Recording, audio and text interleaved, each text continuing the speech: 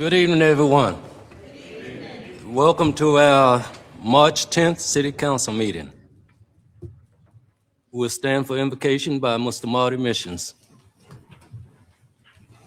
followed by the Pledge of Allegiance. You can join me if you'd like. Our Father, who art in heaven, hallowed be your name. Your kingdom come, your will be done, on earth as it is in heaven. Give us this day our daily bread. Forgive us our debts, as we also forgive our debtors. Do not lead us into temptation, but deliver us from evil. Kingdom, thine is the power, and the glory, forever and ever. Amen. I pledge allegiance to the flag of the United States of America and to the republic for which it stands, one nation, under God, indivisible, with liberty and justice for all. I would like to take a second to recognize Old Dominion Job Corps students. Could y'all stand, please?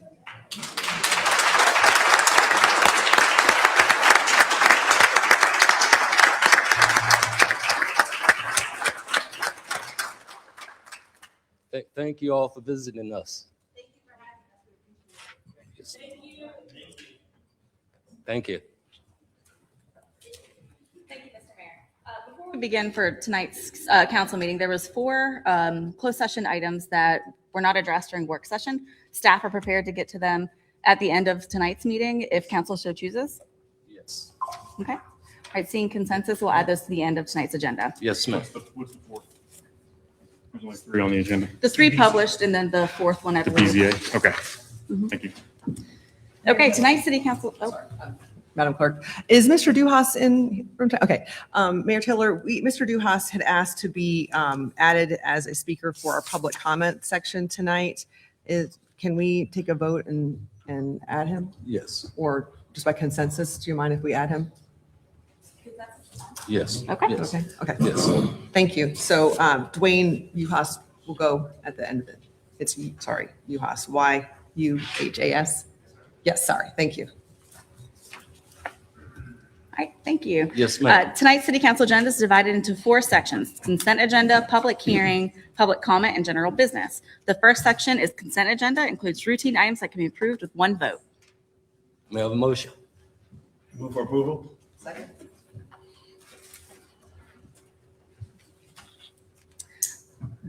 Ready to vote? Ready to vote? Not all members have had a chance to join, so I'll call for the voice vote. Councilmember Faraldi? Yes. Councilor Missions? Yes. Councilmember Reed? Yes. Councilmember Wilder? Yes. Vice Mayor Diemer? Yes. Mayor Taylor? Yes. The motion passes. All right, the next section is public hearings. These are required by law or directed by council. Procedure: staff will give a presentation. The public can give comments. Individuals have 3 minutes to speak. If you're speaking for a group, you have 5. Group speakers must say which group they represent. Each group gets 1 spokesperson. Each speaker must say their name and their locality of residence. After public comments, the public hearing will close and the matter will rest with council. Agenda item number 2, consideration of adopting a resolution approving a conditional use permit allowing the use of an existing structure at 2057 Garfield Avenue for Virginia University of Lynchburg's modular classrooms. Ms. Rachel Fresheisen, city planner, will provide a summary of the request. Thank you. Mayor, Vice Mayor, members of council.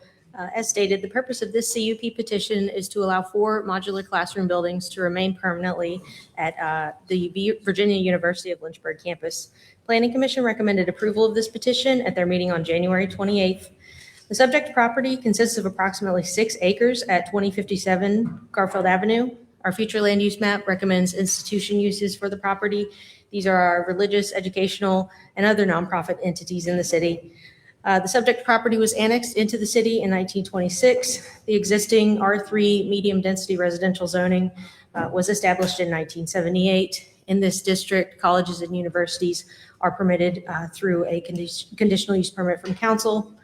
The university originally intended these modular classrooms to be temporary, which is permitted by the zoning ordinance without approval of a CUP. However, they have decided that they would like to keep them and have them remain permanently. So that is why they're going through this process now. In summary, the modular classrooms have been in place since 2024, and according to the petitioner, did not increase student enrollment. Therefore, impact on the surrounding area should be limited. Thank you. Thank you. Is there anyone who would like to speak in favor of this project?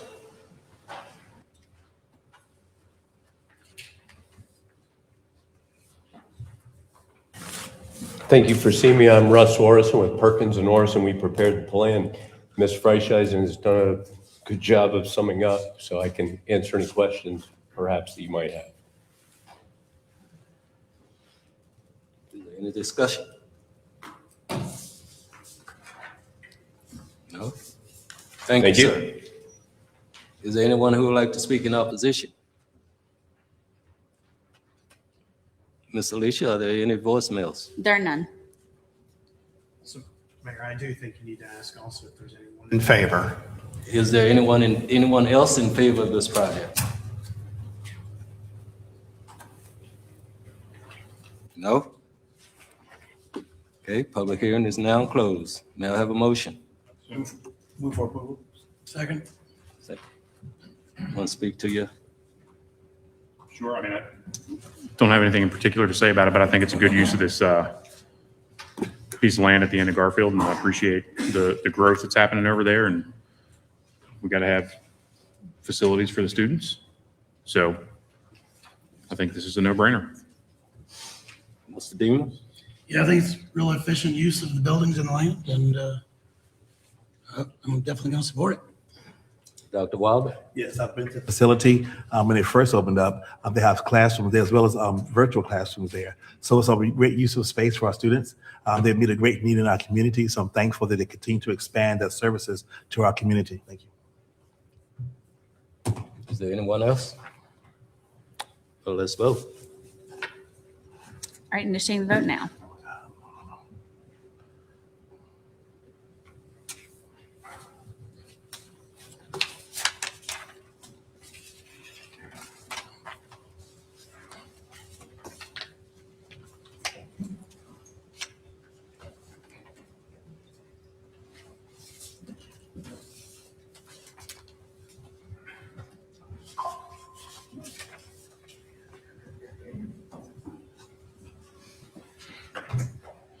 Motion passes 6-0 with one absent. Agenda item number 3, consideration of introducing an ordinance authorizing the sale and disposal of 147 Mill Ridge Road. Ms. Margette Upshur, Director of Economic Development and Tourism, will provide a summary of the request. All right. Good evening, Mayor, Vice Mayor, and members of council. The item before you is the proposed sale of the city-owned property located at 147 Mill Ridge Road, which has operated as the Business Development Center since 1989. Following the required public hearing, staff recommends the council authorize the city manager to execute a contract for the sale of the property. The city acquired this property in 1988 using funds from the Federal Economic Development Administration, which the city matched. And the building was opened in 1989 as the Business Development Center. At that time, the facility was designed to operate as a small business incubator. I'm going to give you all a picture of that. Over time, that model, as it has across the country, has transitioned from a structured incubator to primarily a below-market lease space for small businesses. And the property consists of approximately 5 acres and has 42,250 square feet of commercial building, but it's located in an industrial zoning district. In December of 2025, the city issued a 30-day request for proposals for the purchase and redevelopment of this property. At the close of the solicitation period, the city received one proposal from Framatome, Inc. The proposal was evaluated and based on purchase price, reinvestment in the property, and economic impact. Framatome's proposal is to redevelop the facility to support continued expansion of its Lynchburg operations. The project includes office space, light manufacturing areas, workforce training space, and research and development activities. Framatome has offered $2 million for the property and plans to invest $6 million in renovations and building improvements. Framatome has operated in Lynchburg for more than 50 years and remains one of the city's largest employers and taxpayers.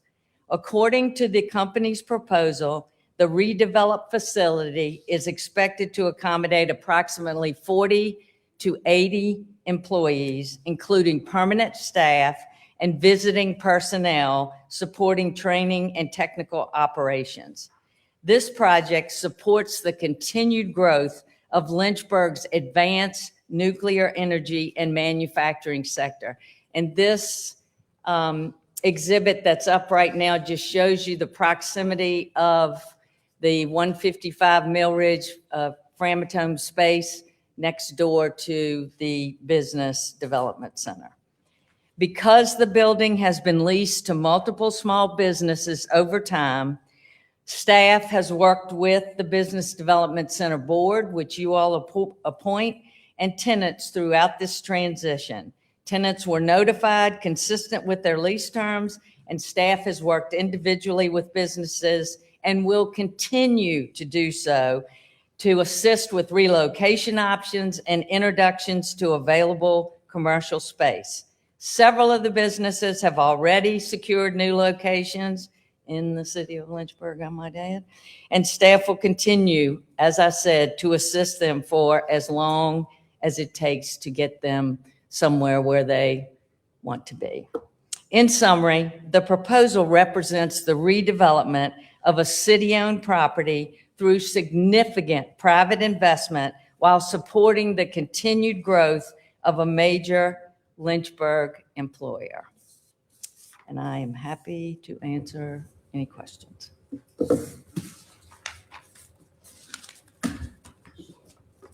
Anybody got any questions from this?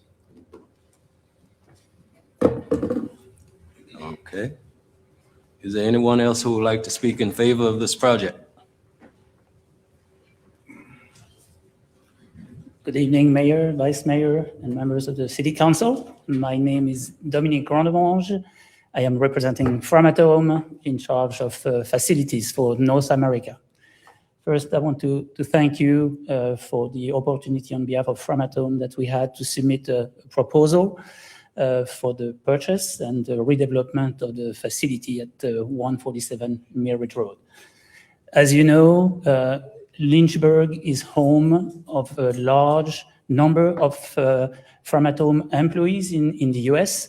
In fact, we have added quite a significant number of employees in the past years, and we are looking at adding even more in the coming years. So for that reason, also because of our existing footprint on Mill Ridge Road, clearly the 147 Mill Ridge Road property is for us a prime opportunity for expanding of our operation.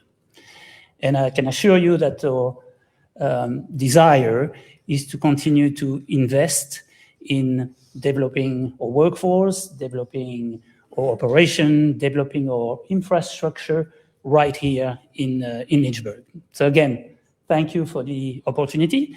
Thank you for considering our proposal. And we look forward to working with the city in the coming weeks, coming months, on taking the next step for this project. So thank you. Thank you. Is there anyone else who would like to speak in favor of this project? Is there anyone who would like to speak in opposition? Ms. Alicia, are there any voicemails? There are none. There's none? Okay. Public hearing is now closed. Oh, Mr. Faraldi? Proof. Second. You want to speak to your motion? Thank you. Ms. Reed? Yes, thank you.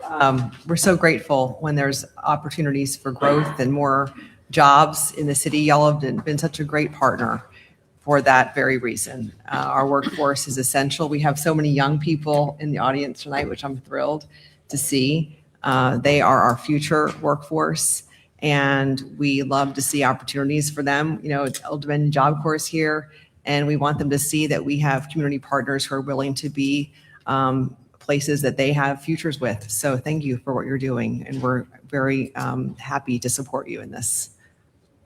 Mr. Mission? So I got nothing.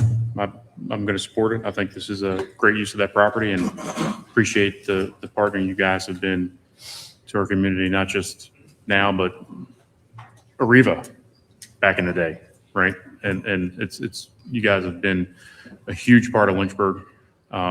I think personally we need to scrap the whole LYH loves you branding and just make it Let's Go Nuclear. That's what I think, because that's what our city really is all about when you look at the stakeholders we have. So that's what I think. I see we got a great response out of Margette back there. Maybe that's something we need to look into, but appreciate you all and thank you for doing this. I know you guys are going to do something phenomenal over there. Dr. Wild? Yes, thank you. I do support the motion. This also came to PDC earlier today, and we did talk about that. I was glad to hear Ms. Upshur mentioned that the businesses that were currently there, most of them have already relocated to other places, and we have other organizations from the Lynchburg Business Alliance and organizations that help them relocate and supporting them. And one thing about the current structure, those businesses are there really supposed to be like temporary, not for long-term use, but for temporary use. So I'm glad to see all the needs of those persons that are currently there. Those needs are currently being met. I appreciate you for continue to grow in our community. I went to the expansion of the other facility a couple of months ago, and I was just amazed at that. So to see you hiring so many persons in our community, and I appreciate the starting wage is amazing for our community. So I'm glad for that. And we need more of businesses of that nature to have a great hiring salary for our community so we can kind of raise that level of poverty that we have in our community. And I'm appreciative like the CVCC and Job Corps and other organizations that are working together to help fill those jobs. And we should have good training programs to meet the needs of a growing company. So thank you for continuing to stay in Lynchburg. Appreciate it. Mr. Diemer? Thank you, Mr. Mayor.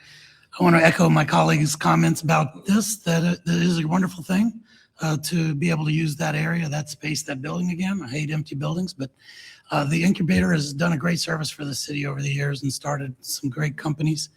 I'm also excited to say that there are still opportunities for small companies, entrepreneurs, individuals who are jumping into the capitalism and trying to get businesses started in Lynchburg. There's still some things at the Regional Business Alliance that are open and afforded to you.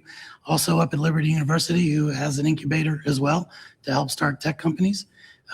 So there's several others that were mentioned in the earlier meeting, but there are opportunities, and we are still trying to support our small business entrepreneurs as well. So Lynchburg is business friendly, whether you're a big Framatome or a little guy. Lynchburg loves you. Thank you. Is there any more discussion? Cast your votes, please. All right, initiating the vote now.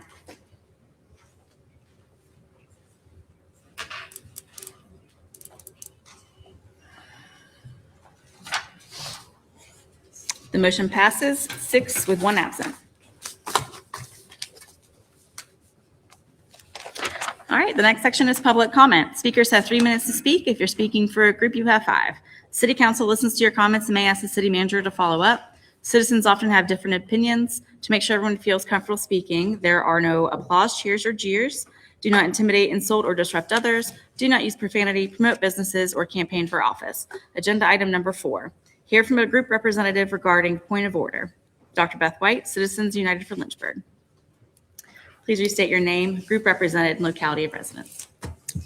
Dr. Beth White, represents Citizens United for Lynchburg. Excuse the deep voice. I'm not trying to be a bass singer. Allergies have got the better of me this week. Mr. Mayor, members of council, last week we citizens watched as 3 members of City Council filed a lawsuit with the Lynchburg Circuit Court regarding the upcoming April 21st election.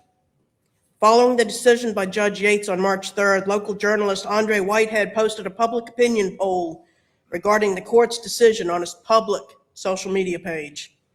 The question posed to viewers was the following: if we agreed with the judge's decision and with the redistricting map. Viewers were then invited to share their thoughts and concerns. I answered the following, quote. State Senator Peake has stated multiple times that this was being addressed at the state level. He even told this to the council members at the Republican breakfast last weekend. They still decided to go ahead with the suit anyway, unquote. I was only one of many who responded to the public opinion poll, which was exactly that, asking for your own opinion. It did not warrant any response from anyone else. But then I have an immediate response from Mr. Misjuns, who took it upon himself to remind me of the council vote 5-1 to pursue the lawsuit. Thank you for that reminder. I was seated in my customary spot at the city council meeting, and I remember that vote. I'm not sure why you felt that you needed to make any remarks when you were not being specifically addressed in a public opinion poll. But then we have Mr. Diemer's remarks. I scarcely even know where to begin with these comments. Your remark, quote, Beth White, waiting till rapist is done is not the best option, unquote, was not only unsolicited, but very telling. Of all the words in the English language, of all the metaphors and analogies that you could have chosen, you decided that the very best choice of words was that of a very violent and very personal attack by one person upon another. I thought that I had not read that correctly, but to my dismay, you not only meant exactly what you had said, but someone sent me a screenshot of your public council Facebook page in which you repeated the same phrase, quote, it's like waiting till the rapist is done, unquote. Sir, comparing a political policy or even a judicial opinion to sexual assault is not only unethical, it is morally repulsive. In fact, did you know that since 2020, there have been 480 forcible sexual offenses in our city, including 8 just this year alone, according to LPD. Those are just the reported ones. Mr. Mayor, with your permission, I would like to ask a question of the audience with their response with just an upraised hand. Is that okay? Go ahead. We have a point of order. Mayor, the public commenter cannot interact with the crowd. They are to address the council. The crowd cannot interact with public commenters. That's the rules of procedure. Mr. Attorney. So I think she can ask a question, if it's part of her comments, but I don't necessarily think the audience has to respond or there is an interaction with the crowd. So I think she can, as part of her comments, ask. We've seen that before where individuals come up and they try to poll or whatever, but it's up to you, Mayor. Ask your question. Thank you, sir. If you personally know of someone who has survived sexual assault, would you please raise your hand? Thank you. Thank you, Mr. Mayor. I reached out to the city attorney because there are some who viewed Mr. Diemer's response as either a threat or an intimidation tactic. I did so only because you are an elected official. Once Mr. Friedman directed me to contact my attorney, I did so. He then forwarded my concerns to all of you because of his responsibility. Mr. Misjuns then took it upon himself to respond to me Thursday evening after 10 p.m., copying only Mr. Friedman and Mr. Diemer for the purposes of explaining the role of the city attorney. However, whether it was intentional or not, Mr. Misjuns had also provided a copy of the email trail among council members in which Mr. Diemer stated that if I had a problem with his remarks, I should have come to him privately as stated in Matthew 18. First, that applies to the church. Second, I did come to you in the same form when I said, excuse me. And so now suddenly this is my fault because folks across the city are upset with your statement. Sir, that is called victim shaming, which often happens in sexual assault cases. Then you sent me an email on Friday stating that, quote, if my comment about the Democrats' criminal election and the judiciary's unwillingness to address it offended you, I'm happy to discuss it with you. It certainly was not my intent to offend you. I understood that you had also indicated your opposition to the referendum. I believed we agreed on this important issue. Here is my personal cell phone if you want to discuss, unquote. Mr. Diemer, as I've stated before, I do not agree with the proposed redistricting. However, for you to not only compare this to sexual assault, not once, but at least twice on social media, is not only out of line, it is unethical. Matthew 15:18 states, but those things which proceed out of the mouth come forth from the heart, and they defile the man. My first pastor always said garbage in, garbage out. So herein is my question for you, and I will close because I know I'm out of time. What kind of garbage is going into your mind and heart so that the first thing you think of regarding political decisions is sexual assault? You owe an apology to every survivor of sexual assault in this city.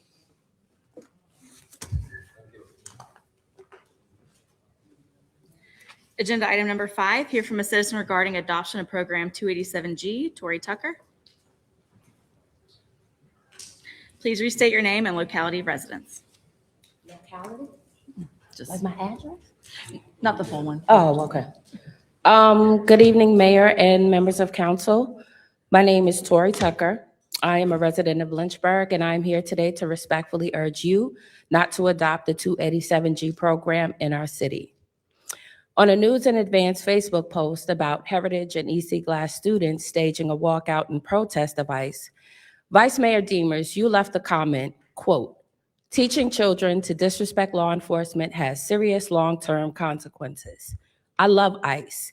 They protect us from a very serious criminal element. We've lost people in our area. I have not forgotten. 287G is needed ASAP," end quote.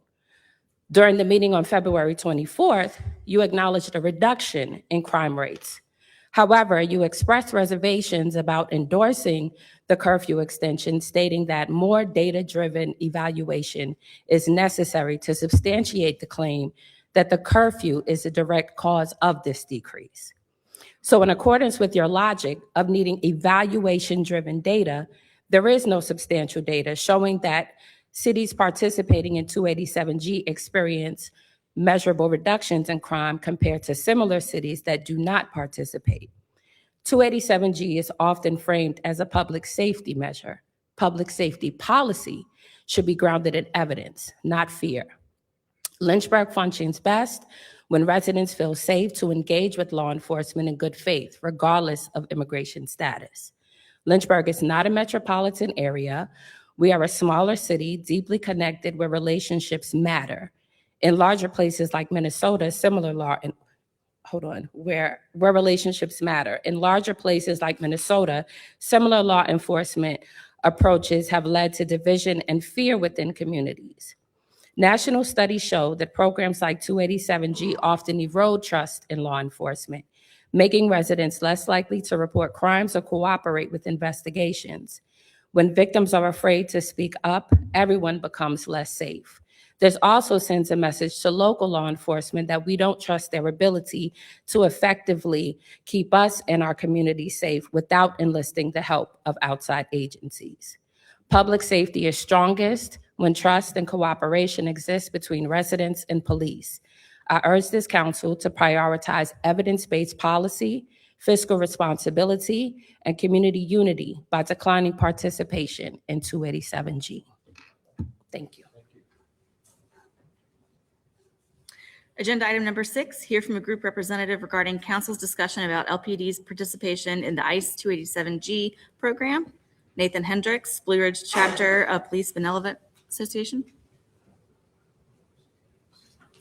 Please restate your name, group represented, and locality of residence.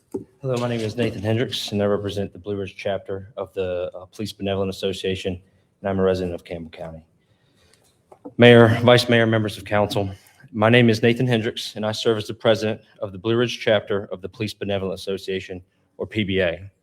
I do not speak on behalf of the Virginia PBA or the Southern States PBA. I speak specifically to voice the opinions of our local board after hearing from membership at the Lynchburg Police Department. I appreciate the opportunity to speak tonight regarding the Lynchburg Police Department's participation in the 287G program administered by the U.S. Immigration and Customs Enforcement. The local PBA board has been asked by members of this council to weigh in on this issue, and after careful consideration, we offer the following points. First, we are unequivocally pro-law enforcement. We support the men and women who serve at the federal, state, and local levels, and we recognize and respect the difficult and often dangerous job performed by ICE agents in carrying out federal immigration law. Immigration enforcement is a lawful function of the federal government, and those tasked with that responsibility deserve professionalism and support. The chief has made it clear that officers of the Lynchburg Police Department will support ICE agents whenever appropriate and will never obstruct them. Likewise, the PBA dedicates our profession to answering the call for help when officers are in need. In the conversations our board has had with the chief, he has made his vision clear that the Lynchburg Police Department recognizes an important distinction. Federal immigration enforcement and local law enforcement have two very different missions. Respecting these differences is not opposition to immigration enforcement. It is recognition of the fact that different agencies exist for different purposes. Second, the chief is entrusted with making operational decisions for the LPD that are consistent with his vision for the advancement of our department and the safety of the community that we protect. Decisions about whether or not to enter into a specialized task force or any federal partnerships are well within his authority. Whether one personally favors or opposes the 287G program, it is important to recognize that the chief's decision was made within the scope of his professional responsibility to lead the department effectively and sustainably. We believe it is appropriate to allow the chief to exercise that judgment, and our board does not believe that his decision in this case will negatively impact public safety. In fact, we are confident that the Lynchburg Police Department will continue to protect this community effectively and maintain strong working relationships with our federal partners, including ICE. Lastly, we are strongly opposed to this council adopting any ordinance or resolution that would compel or pressure the chief to make operational decisions that are contrary to his professional judgment. This is a matter of governance. City council appropriately sets budgets, establishes broad policy goals, and provides oversight. But in this case, directing participation in a particular federal task force crosses from policy setting and oversight into operational command. If City Council mandates this decision today, it establishes a precedent for directing other specific law enforcement operations tomorrow, and that is a significant shift from how municipal government functions. Operational flexibility is essential to policing. Conditions change, staffing levels fluctuate, and crime trends evolve. Chiefs must be able to adjust strategies without being locked into mandates created by ordinance. Even those who believe that participation in the 287G program could be a beneficial instrument of our local department, they should respectfully consider whether legislative direction of specific enforcement partnerships or requirements is a precedent that we want to establish for the future. We believe strongly that the organizational and operational decisions of the chief of police should remain within the executive function of law enforcement and not compelled through legislation or through legislative action. My apologies. In closing, let me reiterate our position very clearly. First, we support law enforcement at all levels, including the work of ICE. Second, we support the chief's professional judgment in this matter, and we do not think that it'll have a negative impact on public safety. And third, we strongly oppose any ordinance or resolution that would override that judgment and mandate participation in the 287G program. This position is not rooted in ideology or politics. It is rooted in respect for law enforcement, for defined governmental roles, and for sound governance. Thank you for your time and for your service to the city. Agenda item number 7, hear from a group representative regarding safety and honoring Miss Mary Payne, civil rights activist, Robert Flood, rescuers of the Youth Hoop City. Please restate your name, group represented, locality, residence. My name is Robert Flood, and I'm representing the rescuers of the youth. Today, I'm talking about a different subject. A lady that played a major part in Lynchburg with civil rights and some other things. Proposer and a purpose. That's what I want y'all to key on. I want y'all to listen basically what I'm saying, and hopefully y'all think about it. The proposed respectful request for Lynchburg City Council to consider a form to honor and figure such as having impact of our community and nation, Miss Mary Payne. Honoring. This Mary Payne stands on the historic figure in Lynchburg. Let me put my glasses on, I got a little older.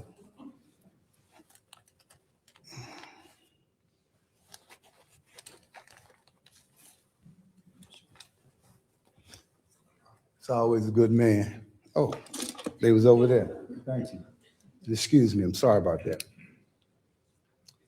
Having known Miss Payne since I was 13 years old, I came really attached to Miss Payne, unwaveringly committed of her service. Her dedication to justice, education, and civil engagement has enriched counties, countless lives outside of Lynchburg. Beyond her public accomplishments, Miss Payne personally invested in young people. Her heart was full of joy in the community. I remember her attending one of my basketball games years ago. My mother could never come to see me play because she worked all the time. She never seen me play ball in my life until I was in college. Miss Payne, my mother, and the late T.D. Thornhill, which was the first Black mayor of Lynchburg, my cousin, all of them came up to see me play ball. Because she worked all the time, she said, I'm gonna take your mother up here to Charleston, West Virginia, and East Carolina to see you play.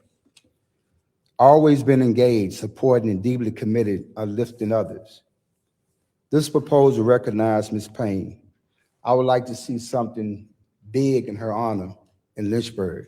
Statue, something, because she played a role not only for young Black kids, she played for all kids.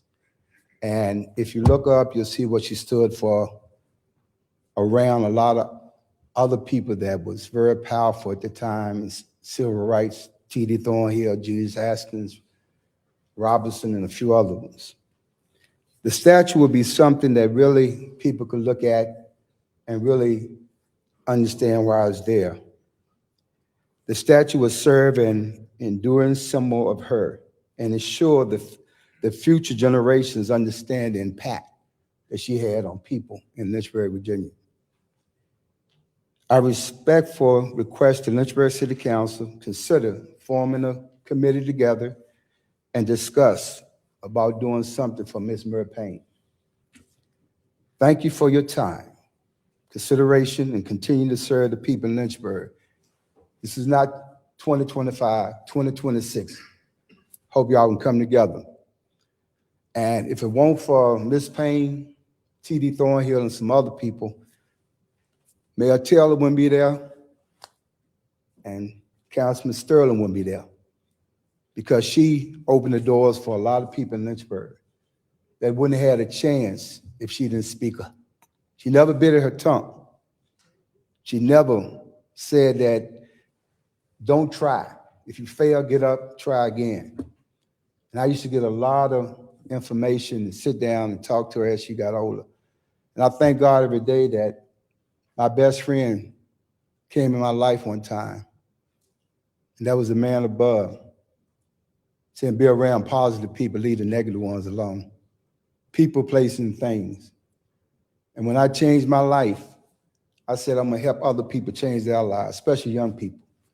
This lady had so much insight, so much knowledge, and she needed to be recognized in Lynchburg, because I don't remember if they have anybody being recognized other than T.D. Thornhill with a statue. It would be nice for Ms. Payne to have one too. Thank you. Agenda item number 8, hear from a group representative regarding Vice Mayor Diemer's comparison. Reese Hayes, Central Virginia Young Democrats. Please restate your name, group representative, and locality of residence. Good evening. My name is Risa Hayes. I am the president of Central Virginia Young Democrats. The topic I want to discuss with you today is very difficult for me to speak about. You have seen me speak before you many times, and I am a lot more eloquent than I will be tonight, because just standing here before you has already made my body remember the trauma of what I'm about to speak. Vice Mayor Diemer's words in comparison of a legal decision to sexual assault is an insult and a trauma reaction, or excuse me, causes a lot of harm to the community. I am speaking as a Democrat, but Dr. Beth White here is a Republican. This is not a political matter. This is a serious matter.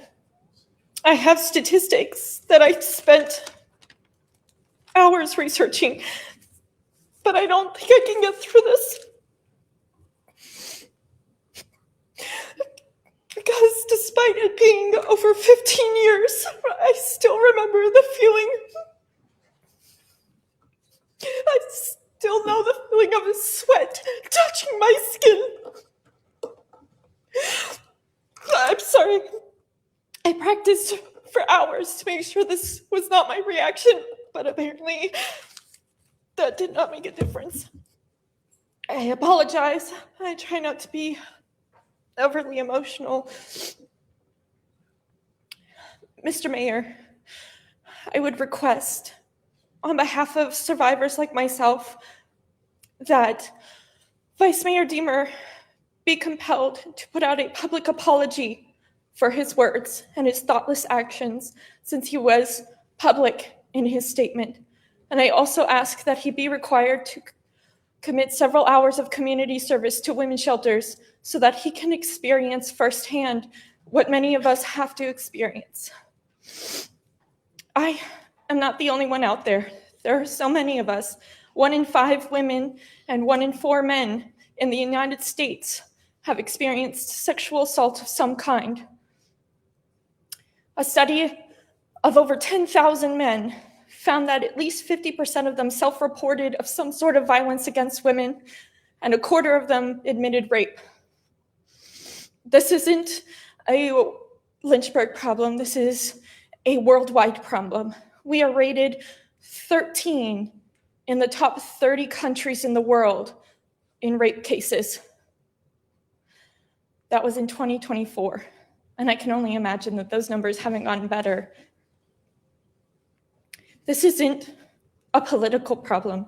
This is a moral problem. This is a disrespect to those of us who have to deal with this trauma every day, despite all of the efforts we do to do better and to feel better. I never reported my assaulter because, like many victims, I blamed myself. I spent many years in self-loathing, thinking, why was I even there? If I had chosen better decisions, and how could I expect a different outcome? Because I was young. My friend did report her rapist, and Lynchburg PD sent her away and told her she had to report to Liberty Police Department. And so I took her and I stood by her as the police officer stood over her and said, what about his future? What about his life? Do you realize that his degree will be forfeited? And he wanted to be a police officer. And I stood before my friend and I yelled at that officer until he left the room, and I helped her write that report as her hands were too shaky to write it down. And then I drove her to her dorm that night, and she texted me and the texts were off. So I called her and I listened to her as her voice got weaker, as she talked about how much blood there was on the floor, as she tried to kill herself. And my husband was on the phone with 911, and I got to listen to the paramedics break down her door and her roommate scream in fear because she didn't even know that that was happening in their bathroom. And I hope there's not a statute of limitations for speeding, because I beat that ambulance to the hospital.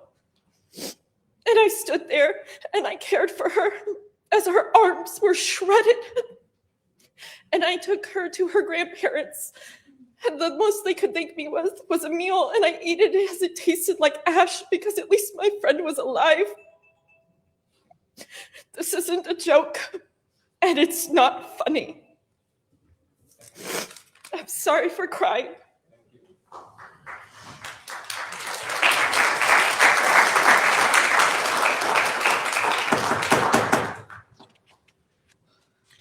Hear from a citizen regarding the Vice Mayor's political analogy. Jordan Nesbitt. Please restate your name and locality of residence.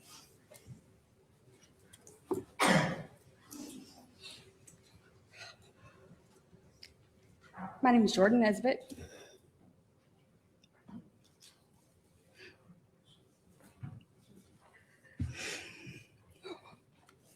And I'm a resident of Sandusky community.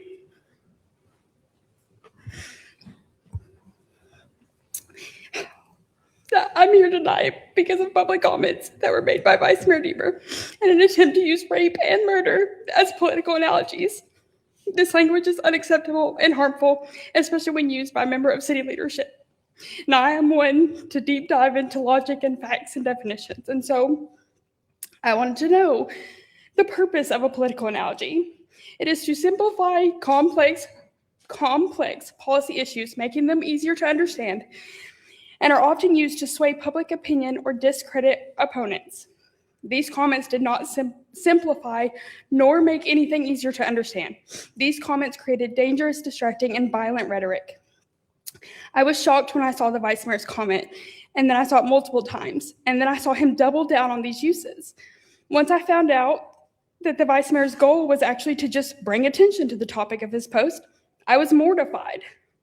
However, it did help me to understand that once again, the vice mayor was not interested in hearing the citizens of this city and the harm that his words were causing, but he was putting his own political agenda as a priority. While I'm not going to wait for the vice mayor to step out of denial, remove the shortcoming, nor offer amends to any of us, I do feel that it is my duty as an injured party in this to use my voice. I'm even going to use terms that might actually make an impact on you. Proverbs 18, 20, and 21. With the fruit of a person's mouth, his stomach will be satisfied. He will be satisfied with the product of his lips. Death and life are in the power of the tongue, either poison or fruit, you choose. Ephesians 4:29. Do not let any unwholesome talk come out of your mouths, but only what is helpful for building others up according to their needs, that it may benefit those who will listen. Proverbs 16:23 and 24. The heart of the wise makes his speech judicious and adds persuasiveness to his lips. Gracious words are like a honeycomb, sweetness to the soul and health to the body. Matthew 7:20. Therefore, by their fruits you will know them. And this last one really can go to the whole council and everybody here. But Galatians 5:22 and 23. But the fruit of the Spirit is love, joy, peace, patience, kindness, goodness, faithfulness, gentleness, and self-control. Against such things there is no law.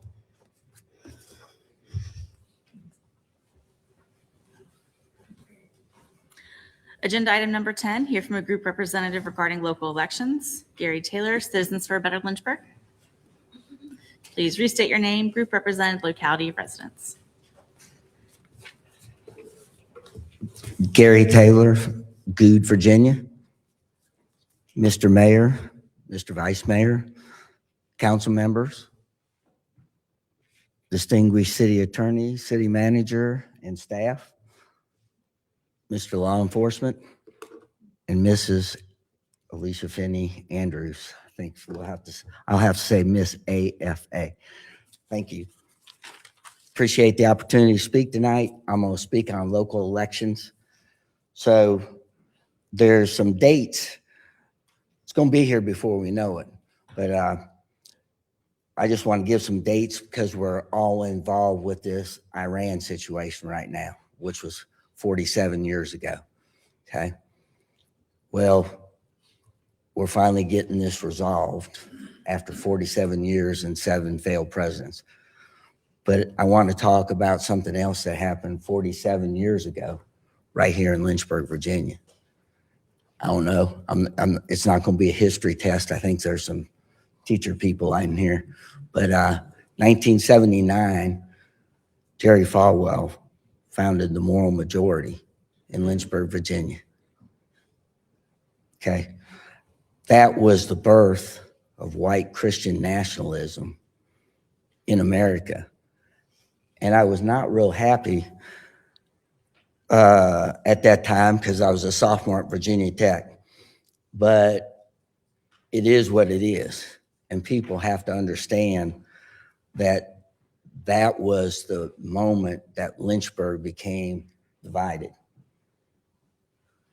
So there's a documentary out there. Many people know I had the movie People versus Larry Flint. Some of you might have seen it, or Larry Flint's biography. But there's a documentary out there called Bad Faith. And I have to apologize. Mr. Diemer and Vice Mayor and I have had conversations regarding this, that Jerry Falwell wasn't actually the founder of of Christian nationalism, a guy named Paul Wayrath. So they were part of it. It was Lynchburg, Virginia, and Greenville, South Carolina at Bob Jones University. So those are just historical, unnegotiable facts of the history of division that started then. So I just wanted to put those dates out there. Moving to 2026 now, we've had 3 Democrats announce, okay? They have a big problem. they have to disassociate themselves with the entire Democratic Party at the national level. They must disassociate themselves with the entire Democrat Party at the Virginia level. And they must disassociate themselves with the entire local Democratic Party from 2022 before. So the three that they've announced were there. Now, we got us a little chess match going on the Republican side, and we had 3 independent Republicans have announced. Now, they have basically put the LRCC in check, not checkmate, okay? This thing's long from over, but I would just wish that the next move would be given a lot of consideration from the LRCC and its membership with what is best for Lynchburg. But they have a right to do whatever they want to do. I mean, everybody knows by now. I mean, I'll supply some of the names for the list if they want to put them out there after what's been done to me. That's fine. But the problem is going to be, what is the next move? Well, there's one possibility. They can double down and pick 3 candidates. That's the worst and most likely choice. Or they can accept the 3 independent Republicans, which is not going to happen. So all I'm saying is we have some time. Everything's been pushed back because of what's happened with primaries and stuff like that and all this special voting. So I would hope we take some time to see if there's a way that conservatives can mend the fences from the Bob Good and the John McGuire situation we had 2 years ago. That's all, we've got some time. So I appreciate your time. I'm sure there'll be more discussions on it. Thank you. Agenda item number 11, hear from a citizen regarding 287G agreements. Michael Bremer, please restate your name and locality of residence. Good evening, Mayor Taylor, members of Congress. I'm Mike Bremer. I reside in Ward 4. Arrangements between federal and local law enforcement, known as 287G agreements, are wrong for Lynchburg. These agreements divert resources away from Lynchburg police. They erode trust between residents and law enforcement and make our police less effective. They are fraught with the potential for discrimination and can result in expensive litigation. These agreements often incentivize quotas for financial reward, increasing the prospect of abusive detentions. Based on studies, many national organizations are calling for ending these agreements rather than their expansion. Formal 287G agreements allow local police to assume core ICE functions, including arresting individuals based only on suspected immigration status, often with limited federal oversight, and these powers can be exercised after only 40 hours of training. According to Alex Cornea, Legal Aid Justice Center's Director of Litigation, quote, "The potential for civil rights violations is acute." Importantly, the International Association of Chiefs of Police found that many immigrants with critical information would not come forward even when heinous crimes have been committed against them or their families. A study by the Police Executive Research Forum found that the entanglement of federal immigration policy with local policing, quote, "poisoned the relationship between law enforcement and the community." Local police may also be eligible for a financial reward based on, quote, "the successful location of illegal aliens," which increases the risk of discrimination and abuse. Our own police chief has been unequivocal. 287G is wrong for Lynchburg. Dismissing that professional judgment as merely a personal preference, as was stated by one councilman, is not only incorrect, it is irresponsible. This council asks for expert leadership, and when that leadership speaks, you're obligated to listen.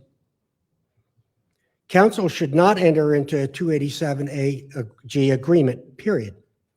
Doing so would divert resources from the police department's core responsibility, protecting residents and enforcing local and state law, and it would damage the trust that effective policing depends on. Lynchburg families deserve to live their daily lives working, studying, traveling without fear of unnecessary encounters with masked and unidentified agents. Public safety is built on trust, not fear. Listen to your law enforcement professionals and respect their expertise. Reject any 287 agreement. Thank you. Agenda item number 12, hear from a group representative regarding State of Love and Trust, Ryan Ball, concerned local cops. Please restate your name, group represented, locality of residence. Hello, council members, mayor, vice mayor. I'm Ryan Ball. I live in Bedford. I work in the city. I'm speaking on behalf of a group called Concerned Local Cops. I'm here today to speak to you as a private citizen, and I do not speak on behalf of my employer. I'm also a member of the local PBA, and I do not speak on behalf of their association as well. They did a great job. So I'm here today to speak on trust, respect, and love. Before my current employment, I was a 19-year-old kid who joined the military. By 20, I was in the Middle East and Iraq with the U.S. Marines in an infantry platoon. I was there in 2006, 2007, the deadliest years of the Iraqi war. I had some of the best leaders that I had served with daily, and those leaders and the war that we experienced taught me a lot about life. I wanted to discuss just a few with you tonight.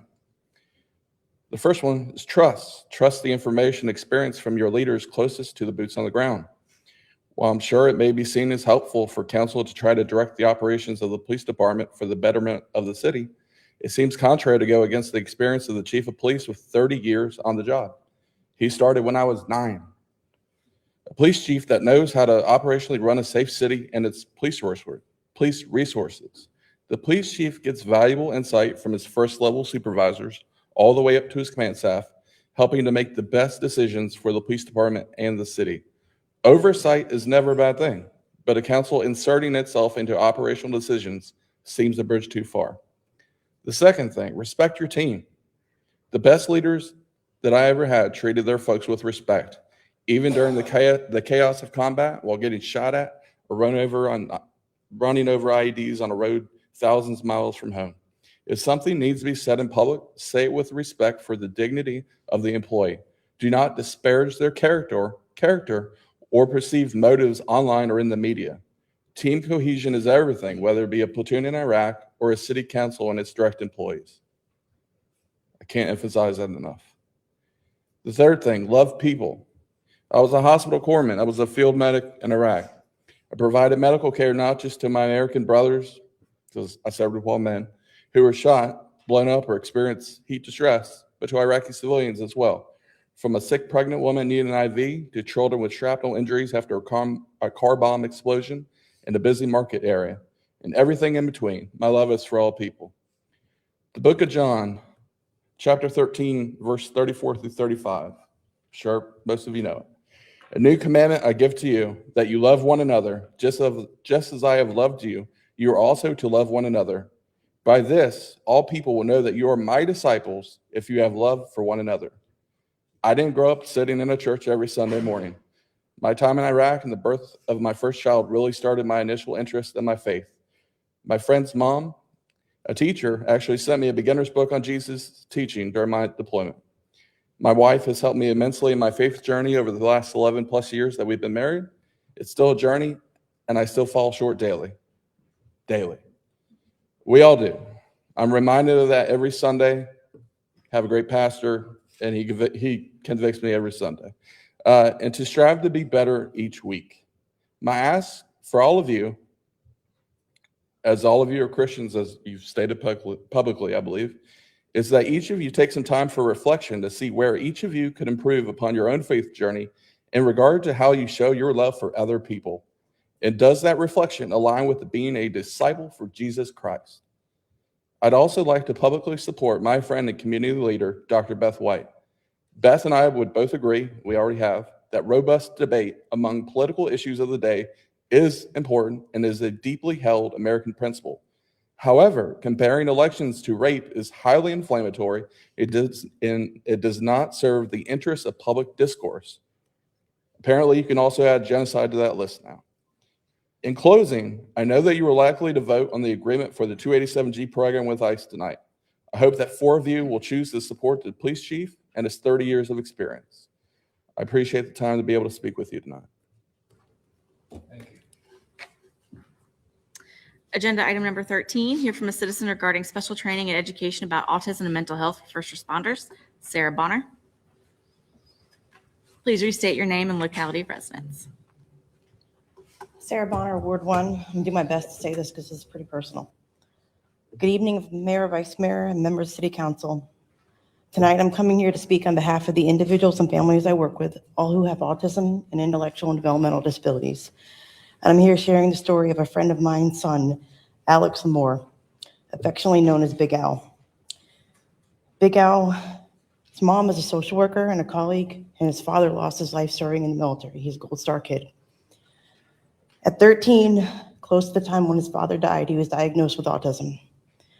He never let it define him. He rose up, faced every challenge, and took it and kicked butt while doing it, earning an associate's degree and was working to get his undergrad in IT. He had moved into a special apartment complex in Maryland where he lived with other adults who have autism and other IDD diagnosis. Often, individuals with autism face significant crises when they become overstimulated. They literally cannot hear or see what's going on around them. However, he had a crisis plan put in place from his family, his mom, his doctors, his therapists, his case managers. He would call his mom, call 911 to get a wellness check. Instead of getting a wellness check and support, on the early morning of March 1st, he lost his life. You can all guess what happened. He was shot to death 6 times. We don't know the story. I'm not making any conclusions on what happens because I don't know. It's being investigated. But what I'm here is coming before you because Big Al's story could have been any of my consumers, clients, their families, their story. Please, I fully support law enforcement. I have a loved one who is a member of law enforcement. Help train our first responders, all of them, 911, police, fire, everyone, in mental health first aid training, crisis intervention training, and communicating with individuals who have autism. I want to help you. Let's help something start, and maybe an advisory council in Lynchburg. I want to help you to be part of the solution. I've been in direct care previously. Now I do case management. Rest in peace, Big Al, and thank you for your time. All right, item not on the agenda, hear from a citizen regarding a matter. Dwayne Duhas.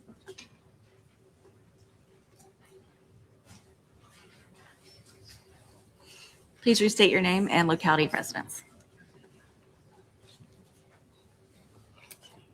My name is Dwayne Uhas. I live over on King Street. Good evening, Mayor Taylor, City Council members, residents, neighbors. First, I want to thank you all for the grace and support and empathy many of you have shown me. I work here in Lynchburg and attend Liberty University.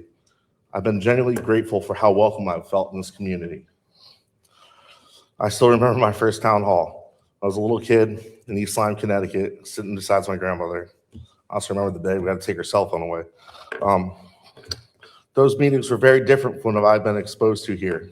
Definitely a lot less gospel and a lot less prayer. I actually kind of refreshing here.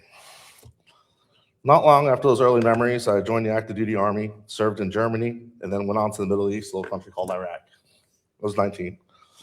Those experiences taught me discipline, humility, and the importance of communities that truly listen to their people. The incident that brings me here involved the vice mayor who made an offensive comment online. But in response to my email, which I wrote in support of my neighbors, he then made the conscious choice to post that email publicly. I want it understood that I know this does not reflect the character of the mayor or the rest of the council. This was the vice mayor acting irresponsibly and unprofessionally. What I have found the most frustrating is that despite recommendations from his colleagues, he has refused to acknowledge or apologize for his behavior. Instead, he doubled down. Many people here tonight were hurt by his words and actions. Second, I lost my place. And I share the discomfort knowing that he represents the people of Lynchburg. Vice Mayor, you've lost my trust. As a fellow Christian, I offer forgiveness for you. But forgiveness does not erase a responsibility. I respectfully request a full investigation and real accountability for the doxing. And while I may not quote scripture as smoothly as some of you on this council, I can quote the Vice Mayor's own words from February 12th, 2026. The people's voice in this is the most important voice. And he also said, it is very important that all voices are heard and no one is silenced. Yet on social media, your actions did the opposite. You silenced my voice and dismissed the concerns of those I stood with. Thank you for your time. Mayor Taylor. I would like to make a motion that we amend the agenda and add an item to the end of general business. That item being the discussion that council take up the funding that the vice mayor is receiving from the city to represent the city on an upcoming trip to Chicago. For those of you who don't know what that means, the very first flight out of Lynchburg on our new carrier to Chicago with service to Chicago is March 24th. And the city is covering the costs for the mayor and the vice mayor to go, which means your taxpayer dollars, for them to be representatives of the city because it is city business. And I think that your taxpayer dollars should not currently cover the vice mayor's trip because I don't believe he is a good representative of our city right now. So I would like that to be added. I'd like to make a motion that that is added to the general business to discuss that tonight. Point of order, Mr. Mayor. Second. Point of order. There's a motion and a second on the No, floor. there's a point of order, Mr. Mayor. The point of order is this, Marty had a that point of order first. any issue raised by the public which the council wishes to consider may be put on the agenda for a future council meeting by majority vote. That's section 5.3, public comment, B11, and then 12, council members shall not discuss issues raised by the public except by consent of a majority of the council members present. There's been no discussion about funding for a trip to Chicago.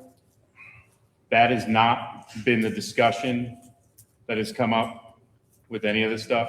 Quite frankly, if we're going to go there, what I want to do is I want to know is the funding that the city's doing for this trip to Chicago is set up for these two to violate the Conflict of Interest Act if we're going to go there.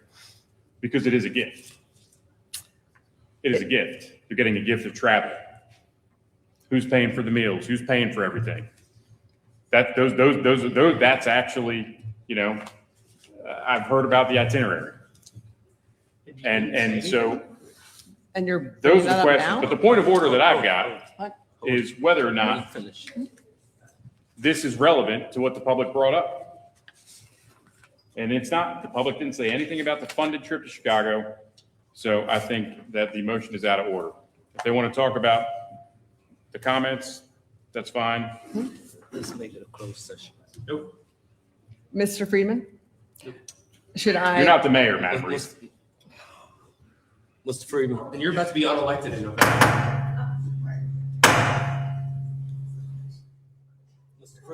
So as I understand it, the point of order on the table is one, a matter of relevance, and two, whether or not council can essentially amend its agenda to include this as additional item under general business. So as Councilman Mischins had mentioned, so that's correct. There has to be consent to address an issue that the public has brought up. If there's a majority interest in doing that, certainly it would make it clear by doing that with a majority vote. I will certainly submit it to you as to whether it's relevant. I think how Councilmember Reed has mentioned it, she's tying it back to the comments that have been made by the public this evening as it relates to this upcoming trip, to Chicago. So certainly I'll submit it to you, sir, if you find the motion in order. Ms. Reed? Let me ask this question. Do I need to suspend the rules of procedure and amend my motion to suspend the rules of procedure and do it that way? Or can I leave it the way it is? I don't think so. I think it's really up to the mayor at this point if the motion is in order. I'm gonna rule on his point of order. It did merit relevancy, what Yes. she's saying. So it stands. Thank you. Well, then we get to debate it. Outstanding. Great. So, And we debate whether or not to add it to the agenda, not on the merits. It's whether to add it to the agenda. right now the motion is to add it to the agenda. Add it to the agenda. Well, let's vote to add it to the agenda. Let's do it. Well, we're not going to vote. We got to speak. So I've got comments. You got comments? Well, do you want to speak to Absolutely. your I second? want to know exactly what we're. Well, Mr. Faraldi would like to speak to his second. Okay, Speak well, to you your just said second, let's Mr. vote a second. I'm trying to understand what's Okay. going on here. Okay. Apparently, nobody's running the meeting. Well, you're trying to. Speak to, Ms. Reading the Reed, rules. speak to your second, Mr. Farage. Thank you, Mayor. I would just like to point out for the record that Councilmember Mission sent me an email that's saying he would not publicly engage on this matter and not get in the middle of it in an email 2 days ago. So I'm finding it interesting now he wants to get in the middle of it. We need to get into this. We should. I'll post that email. You should. And it's completely out of context. It's a whole face lie from this council.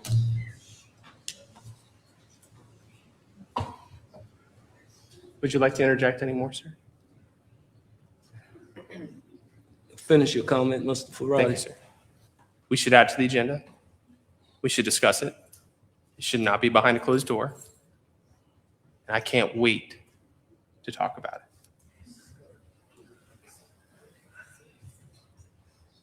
Mr. Missions. Yes, Mr. Mayor. The email that Mr. Faraldi is referencing, one, wasn't sent to him. And I'm going to read it right now since he referenced it. I'll read it right now. So this email was sent, it was referenced earlier tonight by Dr. Beth White on March 5th, 2026 at 10:11 p.m. Good evening, Dr. White. Point of order. Thank you for reaching out. The motion. The motion is to add Thank it. you for reaching out to Mr. Friedman Point of with your order. concerns. This is I not was not copied germane to the on the motion. thread and wanted to make sure you had Point full of context. order. This is For not reference. germane to the Mr. Mayor, motion. you've been waiting to No. silence me all night, so go ahead and silence It's me. not germane to the motion. You're The gonna motion silence me is because to you add it don't to the care about agenda. the First Amendment. He And that is a does. shame. It's not That is a germane to shame. the motion. If I didn't care about the First Mr. Amendment. Faraldi It's not germane just to the read motion. the email, or It's just not germane referenced to the the email. I am responding to exactly what you said, Mr. Mayor. It's not germane to the motion. The motion For is reference, about I've attached the official position classification for the It's city not attorney. germane To be to the clear, Mr. Friedman's role is to provide. They really want you to shut up when you can prove that they're lying. That's what No, it is. This has nothing to do to the motion. I've attached the official position classification for the city attorney. To be clear, Mr. Friedman's role is to provide legal advice to the city council as a body, the city manager, and city department. It does not render formal legal opinions or advice to individual citizens. That boundary is designed to protect both the office and the public.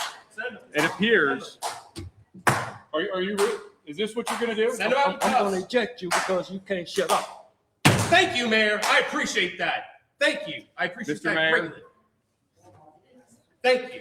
Now, you can calm down and stay. I'm calm, but I would like to speak to the motion. If you keep running your mouth out of term and all, you going out of here. Mr. Mayor, may I ask you a question? It's not germane to the motion. Mr. Mayor, may I ask you a question? May I ask you a question? Yes, No. you can. No. Why are the rules applied differently to me than they are to Mr. Faraldi or Mr. They don't, because they wasn't out of order. You was out of order. You gave me the floor, Mr. Mayor, so I'm asking you, am I allowed to speak? Why to the motion? are you reading the email when it's not germane to the motion? Because Mr. Faraldi mentioned the email and said that I He said mentioned the something email. and that was false, and I'm reading it to Okay. address exactly Are what you he said. done? Are you done? I am about to get to that paragraph right here. Germane to the motion on the floor. The discussion has to be about adding it to the agenda. Mr. and Mayor, you know this that. is obstructive and dilatory by Ms. Reed. For peace sake, She's just for trying peace sake, let him to- finish reading it. Let him finish reading it. Hurry up and finish reading Really? it. I'm just about there. To be clear, I am not getting in the middle of this matter.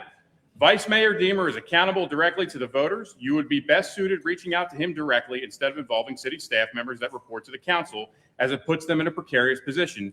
Specifically, Matt, who has an obligation to zealously defend the organizational client, which can include the vice mayor.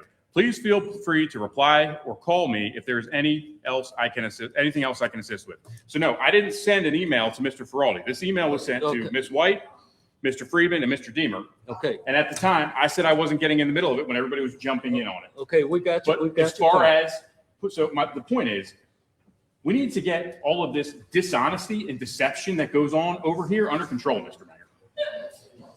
Now, you done. with that being said, You are done. I'm going to vote against this being added to the agenda Okay. because this is absolutely ridiculous. This is exactly the kind of stuff that we don't need to be wasting our time on. It's a waste of time. Absolute waste of time. Taxpayer dollars should be going to Chicago. Well, then let's add it to the agenda and let's talk about Well, it. then let's strike the whole trip to Chicago. You want to add that? I'll do it with you. Then vote yes. What are you scared of? I'll vote yes for the mayor to not go to Chicago too. Then vote yes. Okay, well then let's scrap the whole trip. We agree on something. Let's scrap the whole trip. Okay, Ms. Reed had a motion. Yes, the motion is to add this to the agenda tonight for discussion. So you can call the vote. It's been second. Yes. Okay, let's vote. Oh, Mr. Diemer. Thank you, Mr. Mayor.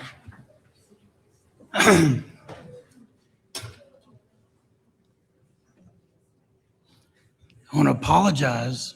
Might not be for what you think it should be for, but I'm going to apologize that we're spending time on this tonight. I think we've got important things to do, and I apologize we're having to spend any time on this at all. I absolutely did stand by my statement. I've been accused of raping the environment my whole life, and at no point did I ever think that that was sexual. It was untrue. It was not true what was being said about me, but I never thought it was sexual. People have jumped to the conclusion that my discussion about a criminal election was somehow a reference to something sexual. Certainly wasn't. If I offended anybody, I'm certainly sorry. I've made it clear that I would love to talk to anybody who was offended by that. I've worked in women's shelters. I've donated to women's shelters. I've helped. I've got family members who have been raped, very close family members. Somehow I'm not allowed to say the word rape. Okay. I have doubled down, absolutely, because rape involves one victim. In this election that I wanted to bring attention to, which arguably I've done, although not exactly the way I wanted to, is a horrible criminal act against the Constitution of our state. And I am 100% standing behind my criticism of the Democrat Party for pushing this election. And I understand that people, I am getting to that. I'm absolutely in favor of bringing attention to what's going on in our state right now. I wish it was more accurate, talking about the many millions of victims that are involved in this. But I'm sorry that we're dealing with this tonight. I didn't ask to go to Chicago. I wanted to represent the city I love on this grand inaugural flight.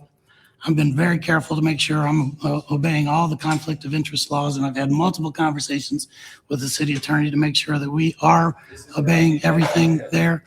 But ultimately, if I don't go to Chicago, that's fine, okay? That's fine. I don't have a problem with it. I don't want to spend or waste one dime of this city's taxpayer money inappropriately. But if it helps us build business and relationships with Chicago, I want to help my city. And that's why I'm volunteering to do it. It's a quick turnaround trip, probably wear the heck out of me and you if we do it. But I wanted to do it because I love my city, and I know you love your city.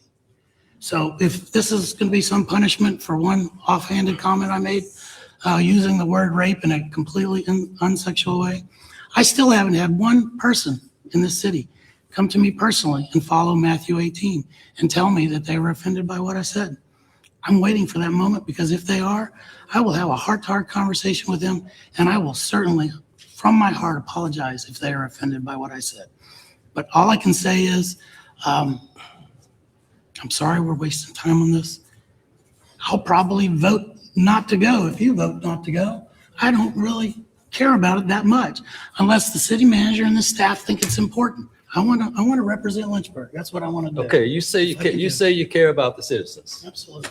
You got citizens out here asking you for an apology. Why is it so hard to say, if I offended someone with my comments, please forgive me? That's not an apology. I'd be happy to tell you what guides my life and my faith but I don't think it's relevant to this conversation. Okay. But Matthew 18 is what I follow. Let's And I'm vote. waiting for somebody to follow that. Dr. Wilder. Dr. Wilder? Yes, thank you. I do support the motion. I didn't know anybody was going on the trip. Nobody asked me, so I didn't know they were taking the trip. Oh, I'm so sorry. And it's a city council night, so I didn't know that. Next point, I do want to apologize to our Job Corps students, to our citizens of Lynchburg, to our Rainbow Tone family. I'm apologized. I'm embarrassed. This is what we've been going through this for 4 years. I apologize. It's not normal. I served 9 years on the school board. I've been on city council for 10 years. I have never experienced this, what's been going on for the past couple of years. So again, it's not normal. It's just abnormal. So I do want to apologize to you all, and I'm so sorry you have to witness all of this. Please forgive us. Thank you. Let's cast your vote. Oh, Ms. Reed. On that note, I apologize too, but what I'm trying to demonstrate here with this motion, and hopefully we'll discuss it this evening, is we have to demonstrate accountability. And when someone has done something wrong, especially adults who are supposed to be setting examples, you need to demonstrate what it is to be accountable for your actions. And that's what this is about. So I apologize that, and when those of you who have, parents that have disciplined you, if they have to tell you to apologize, it's not genuine. Okay. When you're genuinely sorry, you do it on your own. But we can vote, sir. Okay, let's. I'm offended by Ms. Reed always trying to reference herself as my parent. So please, can we not have that happen? My mom is amazing, and it's not Ms. Reed. I'm offended every time she references herself as a parent to me. Oh. All right, let's vote so we can move on. We have other things on the agenda. Now, this is to add this particular item to the end of general business tonight.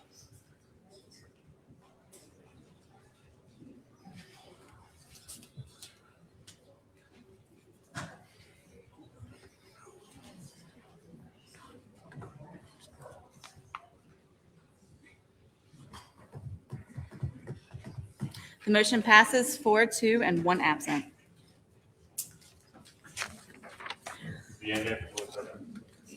General business. And then voting close.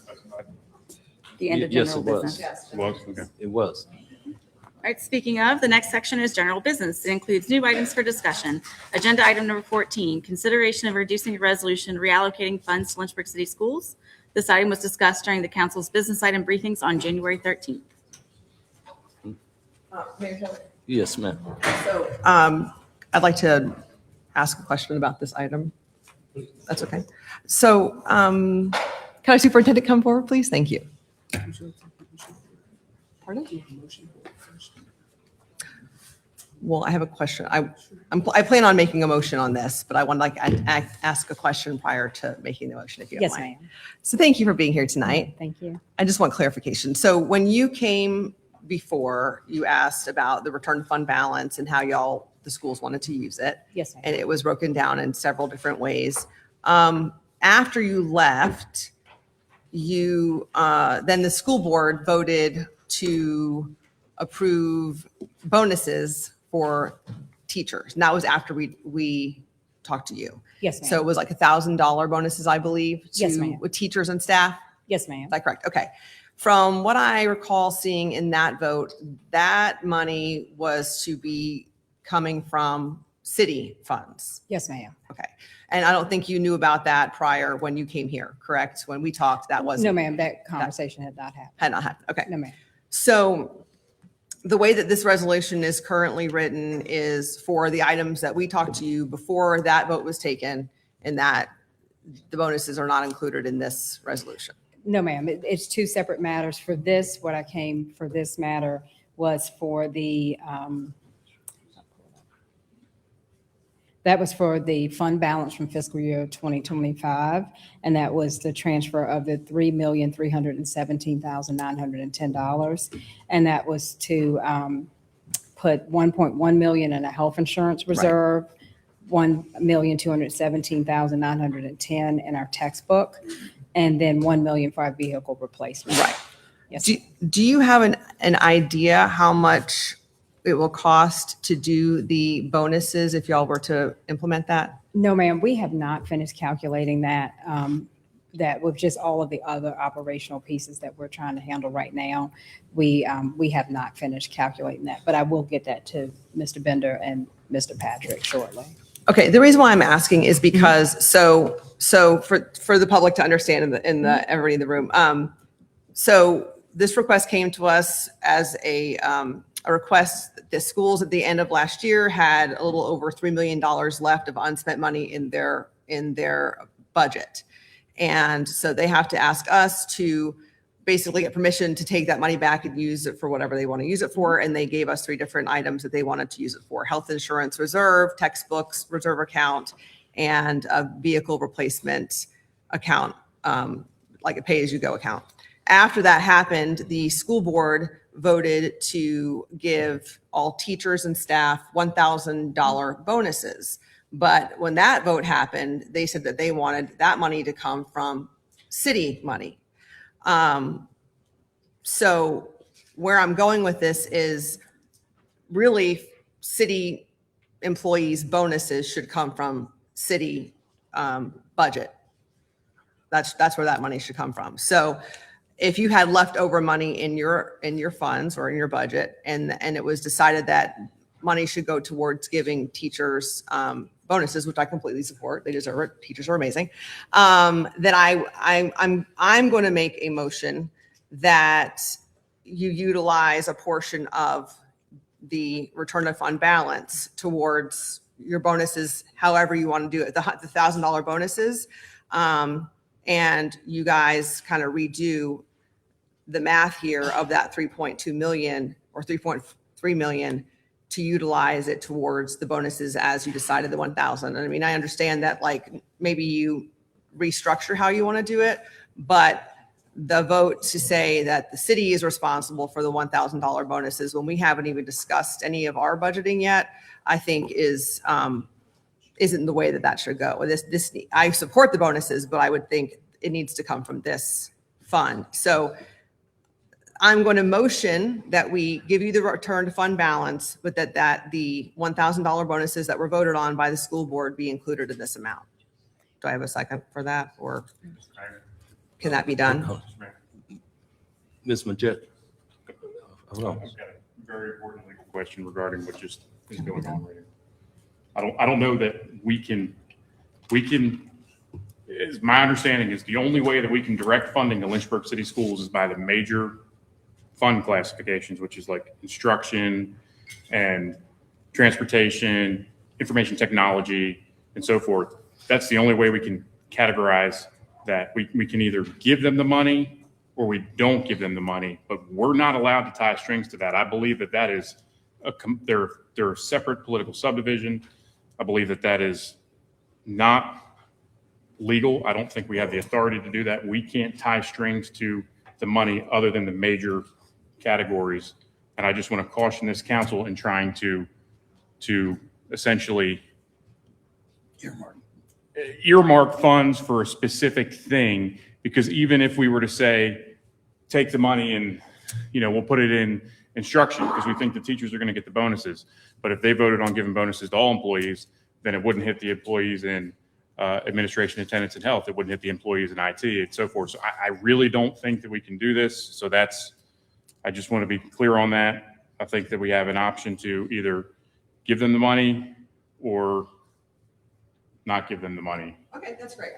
Mr. Friedman, is that the case? So it is, but so that's correct. But what city council could do is ask or suggest. They just can't require the money to be used for a particular purpose. And it says on our agenda, this is a resolution. Does that have to be rewritten then? Or can we just approve it as is and just suggest that the bonuses, if they're gonna give the bonuses, that it be used, this money be used for that? I might defer to Mr. Patrick and Finance on that if there's any particular language we'd want to put, but as long as it's not required to do, but I don't know if there's anything special about this language that needs to remain. Mr. Patrick? Or Donna? Ms. Witt. Well, in the past, we used to have an agreement with council, between council and the schools, so that the schools would come back and ask for the return of fund balance and state how they intended to use it, and then council would either approve it or not. That agreement, my understanding, was done away with within the last couple of years. I don't know why it couldn't be done with a resolution to simply tell them they can have the money back and suggest how that you would like them to use it, and then it's up to them. But I don't see why it wouldn't work that way. The other thing that we could do, of course, is appropriation of funds requires 2 readings. So council could make their intent clear, and they could ask the schools to come back with the allocations that into the specific categories that council's will would require them to make. And then council could appropriate based on those categories, essentially accomplishing the will of council. Add to that, though, this is one-time money, so it can't be used on reoccurring expenses. So to put it into expense categories, it couldn't pay for ongoing expenses. It would have to be one-time expenses. Right. So that's why if it's a bonus, then it would be a one-time bonus, correct? Right.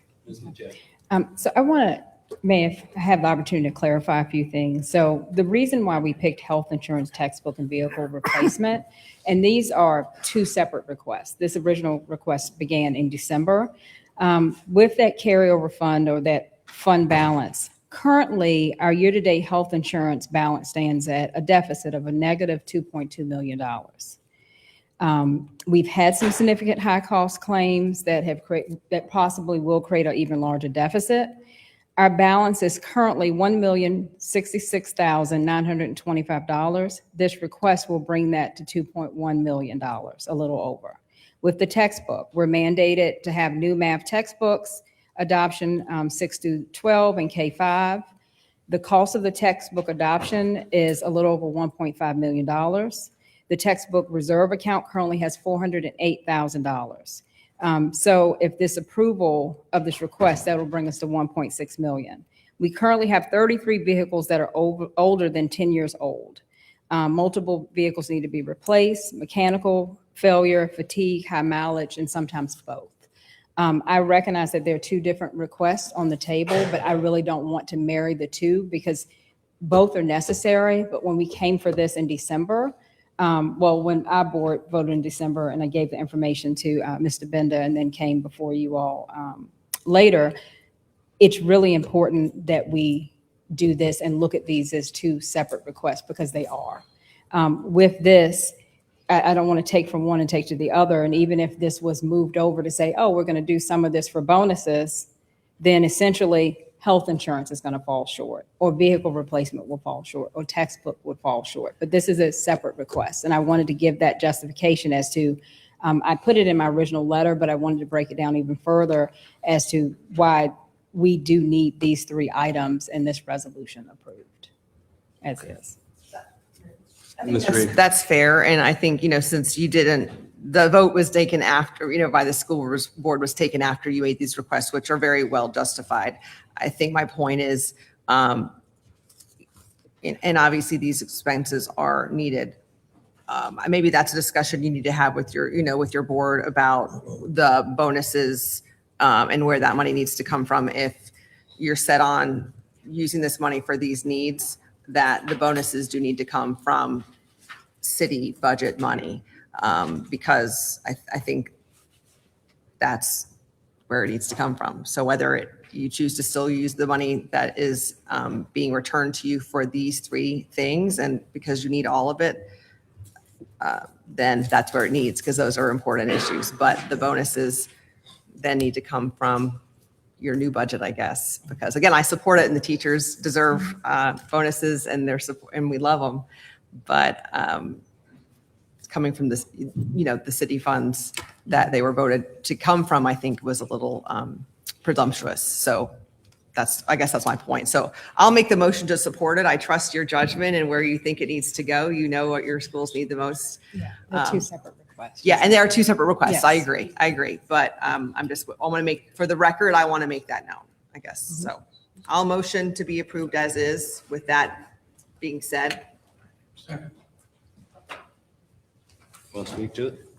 Speak to you second. Yeah, thank you for coming and being willing to talk to us tonight. I appreciate your time. I absolutely trust that you will use this money as you need it correctly. And I support this motion standing as it is to give that money to you and let you decide how to spend it. Ms. Ray? Dr. Wilder? Thank you. Thank you. I appreciate your information. Now, when you submitted the fund balance request, those are items that had to be done. So I support the teachers. I support bonuses in the nature. But again, we get into, to me, it's a little challenging because you already have those requests already designated. So you still need to find funds for that. And to me, honestly, I think that kind of puts you in a bad position. I don't want the rumor to get out here that, oh, we got money approved for our bonuses, but then yet they're not giving it to us. So that's going to be a little challenging. So I do, I'm going to make this clear, I support your original request. However they do for the bonuses, that's, like I said, a separate topic. That's a topic for, to me, another discussion for another day. If we say we give you money for bonuses, then the city people will say, well, where are our bonuses at? So honestly, much as I love teachers and I appreciate them, my sisters have been teachers, things like that. But I just, to me, it puts you in a bad position. And I feel uncomfortable about that. So I think we need to, I support the original request of that fund balance like we normally do. School board for 9 years, like we always do. They normally would give us a list of what those funds would go before, and we approve those funds. I trust the judgment of our school superintendent and the finance staff there. So I do support the motion, the original motion, and the bonuses. Again, I love for you to have bonuses, but again, I think that's another discussion. Because I think it puts her in a bad position to try to do insurance, try to do vehicle replacement, try to do this, and then something's gonna come up short. So you're gonna have another challenge. So that's something they gotta decide how they're gonna do. But again, that's for another discussion done another day. But I support the original motion. Thank you. Mr. Mission? Thank you, Mr. Mayor. Thank you for everything you've done since you came on board here. Thank you. You have been a breath of fresh air for Lynchburg City Schools, and I really appreciate your leadership for our division and how what you do is always with the students in mind first. And you can see it. You're making a difference, and I just want to let you know that. So thank you for that. And then that leads me to the thing that I have to say. I just emailed the clerk a disclosure because we started going down the bonus conversation because I'm required to disclose that my wife is a member of Lynchburg City Schools and that I'm a group of 3 or more persons, which are spouses of Lynchburg City Schools employees, and that I can participate in this transaction. And now we're not doing bonuses, but I already emailed the disclosure, so the disclosure's on file. Yes, But- I haven't submitted that request yet. So, Okay. but I fully support this, and I thank you for all you do. Ms. Reed? One thing, I meant to start with this. So earlier at work session, I recognized one of your star students from Perrymont Elementary, Desire Wood, from Mrs. Elliott's class, because she got star student for like all 5 things. And I wanted to make sure you knew because she did a really good job. So first grader. So yay, Desire. So Okay, thank you. anyway, that's all. Mr. Wilder? I'm sorry, one other thing. And during a work session earlier, talk about recognizing, I think Sandusky and some other schools. I wanted to also add, the last basketball team to the recognition as well. I believe it's been past like 100 years or whatever, where the school has been, the basketball team was undefeated during a regular season. So I wanted to make note of that. Thank you. Yeah, thank you. Any more discussion? Let's vote. This is Thank to you. Thank you. Yes, approve ma'am. the resolution as is. Initiating the vote now.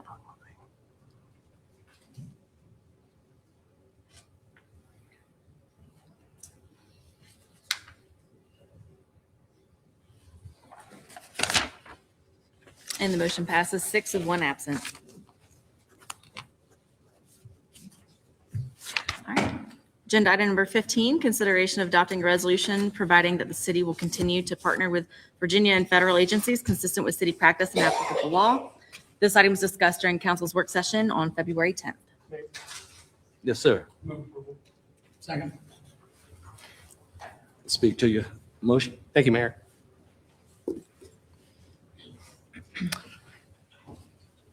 Okay, so for those who are curious, this is not a 287G agreement. Just for those who are curious at home, this is not a 287G agreement. Stephanie Minter. Stephanie Minter. She was a hairstylist in Fairfax County who was, I believe, in her car where she was stabbed multiple times in the neck and upper body. Surveillance footage shows her exiting a bus alongside Abdul Jallo, who had 30 prior arrests since 2012.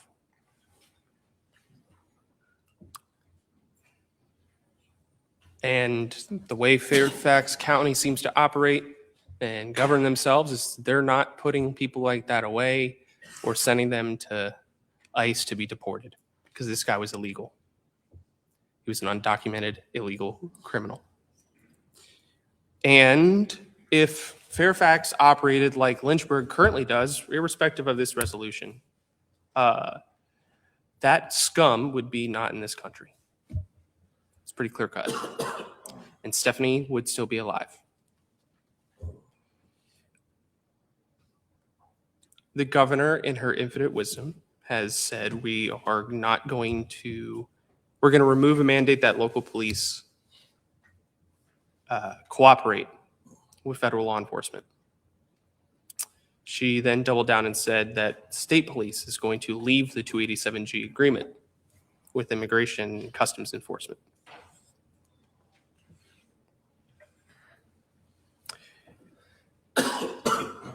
And what is so sad is how both sides of the political spectrum have politicized a very common sense approach.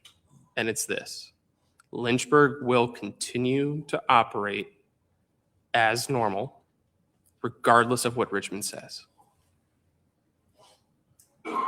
And I felt it was important that this council adopt a resolution that says that. I want to thank our police department for enforcing the law. And what's critically important here is if anyone commits a violent act in the city of Lynchburg, regardless of if they're here legally, citizen, or quite frankly, if they're not even on the books anywhere, our guys are going to go get them. And gals are going to go get them. Regardless of any of that. And they're going to be reported if they're here illegally. I don't see how that is not common sense. It's very clear cut, straight to the point, that regardless of what Richmond says, we're going to continue to operate as we expect. And for me, this is a very broad brush approach for council. This is not us getting into the weeds on what you'll do on a day-to-day and, you'll do this agreement and this resolution. Nope, this is a broad expectation. We expect Lynchburg to continue doing what it has been doing for a number of years.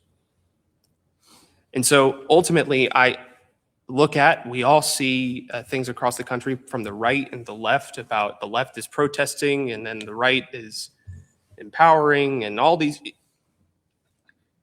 What's happened in Minnesota is really sad on so many levels, but truly I feel like the missing component was the local police department. And I said this in our work session a few weeks ago. If ICE had to come into your community, whether you support it or you oppose it and you feel like protesting on Monument Terrace, or you feel like protesting across the street from wherever ICE is operating, which is your right, you're better off having Lynchburg police do what they've always done when there's a protest, is they create a safe space for you to exercise your First Amendment right between you and the operators until they leave, and then it's over. That's not what we saw in Minnesota. That's not what we're seeing in Fairfax, where they're refusing to prosecute and take away the most worthless human beings on the planet. And so candidly, I see this as a very common sense approach, and we should pass it. And I would conclude by saying this. On so many issues, Lynchburg has a chance to be a stick in the mud, a good one, to a lot of the stuff that Richmond is considering and passing. And we miss it when we do get in our own way. This is something that really, I do believe, should pass. I would presume Ms. Timmer would vote yes, but 6-0. And so with that, I hope we adopt it. And if a 287G agreement is something to be considered, I truly believe it should be vested and tied to the jail, the authority of the jail, not the city department. Because once we take someone to the jail, LPD is pretty much finished. And that's what I've learned. I know I'm pretty much making it very, very rudimentary. If a 287G agreement is needed, it should be with the jail. That's how I see it. And I would support Lynchburg advocating for that policy. Let's pass this thing, send a firm message to Richmond, and set an example to cities across the country about what an actual common sense approach to a very hard conversation could be. Mr. Diemer. Thank you, Mr. Mayor. Yeah, I support this motion and its concept. We certainly should be working with all federal agencies, who we do, without exception. FBI, CIA, ATF. We all know the federal agencies. We do work with them. It's important to cooperate with the federal government. Anytime you've got law enforcement working against each other and not cooperating in some way, you end up with situations similar to what happened in Minnesota, I think. And we definitely don't want that happening here. And I think we've got a vacuum right now because of the mayor's act, or excuse me, not the mayor, the governor's actions have left a vacuum because she's just pulled back all kinds of law enforcement actions that we were doing day to day to protect the citizens of the Commonwealth. And now those actions are not happening. So that's going to impact real lives. And the story of Miss Mentor, Stephanie, up in Northern Virginia is horrendous. I don't want that to happen in Lynchburg. And I know Chief is working hard to make sure it doesn't. But I respond to the people, and I work for the people of Ward 3, and they're my bosses, and I want to protect them in the best way I know how. So that's why I'm seconding Chris's motion. Thank you. Mr. Mitchell. Thank you, Mr. Mayor. Chief, you mind if I ask you a couple questions real quick?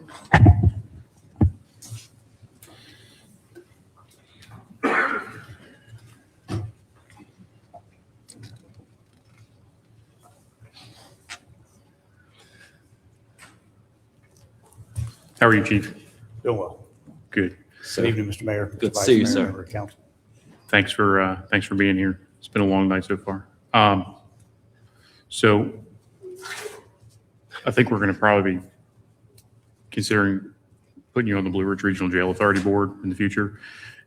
Would the Blue Ridge Regional Jail participating in a 287G warrant service program or something like that, would that be something that you would support or advocate for on the Blue Ridge Regional Jail Authority Board? They're already in support of that. They're already operating under cooperation with ICE. So do they have an active 287G agreement for No, the Blue Ridge? they cooperate with ICE, the Blue Ridge Regional Jail Authority. As far as a 287G agreement, I do not know if they have a 287G agreement, but their procedures that they have, their practices they have is, for example, if a Lynchburg police officer makes an arrest on a criminal charge, transports to the Lynchburg Adult Detention Center, hands off to the jail, then they make the necessary checks. And if the person is determined to be illegal, unlawfully present in the country, they'll reach out to ICE and then make the determination whether there needs to be a detainer or not. And then ICE will proceed from there as far as picking up the individual. And that, I don't know what, I'm not aware of that being under a 287G agreement, but that's the procedure right now. When I checked a couple weeks ago, they're still not listed as one of the active participating agencies on the website. And there are other regional jail authorities that are. So that's why I asked that question.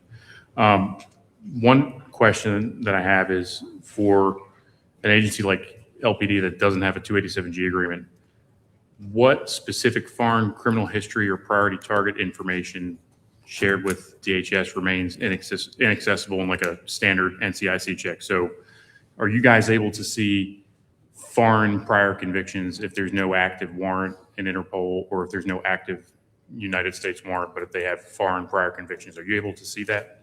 I don't believe so. I would have to check on that, but I don't believe we can see that. Is that, do we know if we checked with any of the other agencies that are participating, like Amherst County, for example, if they have access to additional databases that show that kind of information? I do not know. I don't know. Okay, I think that clears it up. Thank you. Mr. Mayor, I'm going to make a motion to amend the motion by Mr. Faraldi with the language that Mr. Friedman provided us, I guess it was several weeks ago, with a portion of it struck through. So I'll read the motion to amend would be to add to the resolution that the city of Lynchburg, by and through its Lynchburg Police Department, shall enter into a contractual relationship with the Department of Homeland Security, by and through its U.S. Immigration and Customs Enforcement Agency, to participate in the 287G Immigration Enforcement Program. Number two, that the city manager and the chief of police of the LPD are both authorized to take any and all actions necessary to carry out the substance of this resolution. And three, that this resolution shall become effective upon its adoption. So I make that as a motion to amend. Second. Thank you, Mr. Mayor. I'd like to speak to the motion. I would like to make one clarification. So, and I'm only saying this because Councilman Missions had mentioned I had provided the resolution. There were two caveats that I had included in the proposed resolution, and I don't have it in front of me, but the substance of which deferred to the chief of police and or the manager to enter into the agreement if it was in the best interest of the city and or the police department. Thank you, Mr. City Attorney. I'd like to speak to the motion, Mr. Mayor. Here, point of order. My point of order is that this is taking away from the intent of the resolution before us, and therefore is not proper to be offered as an amendment, as it is it is completely alternating the motion at hand, and that is in our rules. Okay. Thank you. May I speak to the motion? Well, Mr. Mayor, may I speak to the motion? Good. Thank you, Mr. Mayor. His point of order was good. Correct. Thank you. That means, but that means if I may, that if you side with the point of order, it means their motion is not valid. Right. So you just. So his point of order. Stand. How is entering into an agreement to cooperate with federal law enforcement not relevant to this whole discussion has been about? Because we are already in agreement. The chief himself said he worked with federal law and state police. Mr. Mayor. And if there's a problem, if he arrests someone and they go to the local jail and they find out that it's an illegal immigrant who's committing crimes in our community, they will contact ICE. And it has been done. It has been done in Lynchburg. ICE has come in Lynchburg and taken people out of the adult detention center. So we don't need a whole lot of special rules, big government, more big government that we say we don't agree with, but when it suits our agenda, it's good. I'm in agreement with the chief. Then you can vote against the amendment. He knows what he's doing. Thank you. Mr. Mayor, may I speak to it then? Speak to your first. So, Mr. Mayor, I'm going to make a substitute motion to adopt the resolution provided by Mr. Friedman via email with the struck through language. I have it right here. I'll read it again. The substitute motion Is be resolved by the Council of the City of Lynchburg that the City of Lynchburg, Virginia, by and through its Lynchburg Police Department, shall enter into a contractual relationship with the Department of Homeland Security and through its U.S. Immigration and Customs Enforcement Agency to participate in the 287G Immigration Enforcement Program. That the City Manager and the Chief of Police for the LPD are both authorized to take any and all actions necessary to carry the substance of this resolution, that this resolution shall become effective upon its adoption. This is a proper substitute motion. It's not an amendment to the original resolution, Mr. Mayor. So I offer this as a substitute. Point of order. Do we have a second for the? Second for the substitute. Point of order. Same rules before. He can offer a substitute, even if Check it's, Matt, if you could check the rules for us. It does say it cannot substantively change the motion. the motion to amend can't substantively change it, but I think he can offer a substitute. He can offer a With a substitute. different. May I ask a question? motion. And we can vote on the substitute, May I ask a question? and the substitute will fail. Thank Can I speak from a second? you. Can I ask a Speak to quick your I haven't question? spoken to my first yet. So if we motion to change the lights to blue and I want to change them to yellow, that's a valid motion? Substitute. So it could be offered as a substitute, or. you So if know, I want to change the color of the street signs and then Marty motions to change the color of City Hall? I don't think we argue. No, on no, no, points of I'm order. just trying to understand. Is that? Mr. that Mayor, would- we've got a that's lot to do still. Can we- All right, fine. I'm just trying to understand. Okay, Well, Mayor, if, I'm happy to read the substitute language if it'll help council. That's no I problem. think good. Can I just, I've got brief comments real quick. Substitute. Can I speak? no, we're gonna vote on the substitute motion. Can I speak to it real quick? You have. No, I haven't. Yes. All I've done is make a motion, and then every time I try to speak, you silence me, or one of them calls a point of order, which is dilatory, obstructive, and against our rules of procedure. Watch your tone. My tone is fine. No, it's I'm not. tired of being silenced all night. Marty, we have failed at silencing you for like 4 years. On February 4th, Governor Spanberger terminated all the 287G agreements in Virginia. That's what she did. All of them. That left an incredible gap here in Lynchburg because we used to have coverage from the Virginia State Police, who was a 287G agency, providing those services, having officers in our city that had access to those databases that could see prior criminal convictions in other countries when they encountered illegal aliens in our community. Partnerships with law enforcement are critical, expanding the resources law enforcement needs in order to arrest criminal illegal aliens across the United States.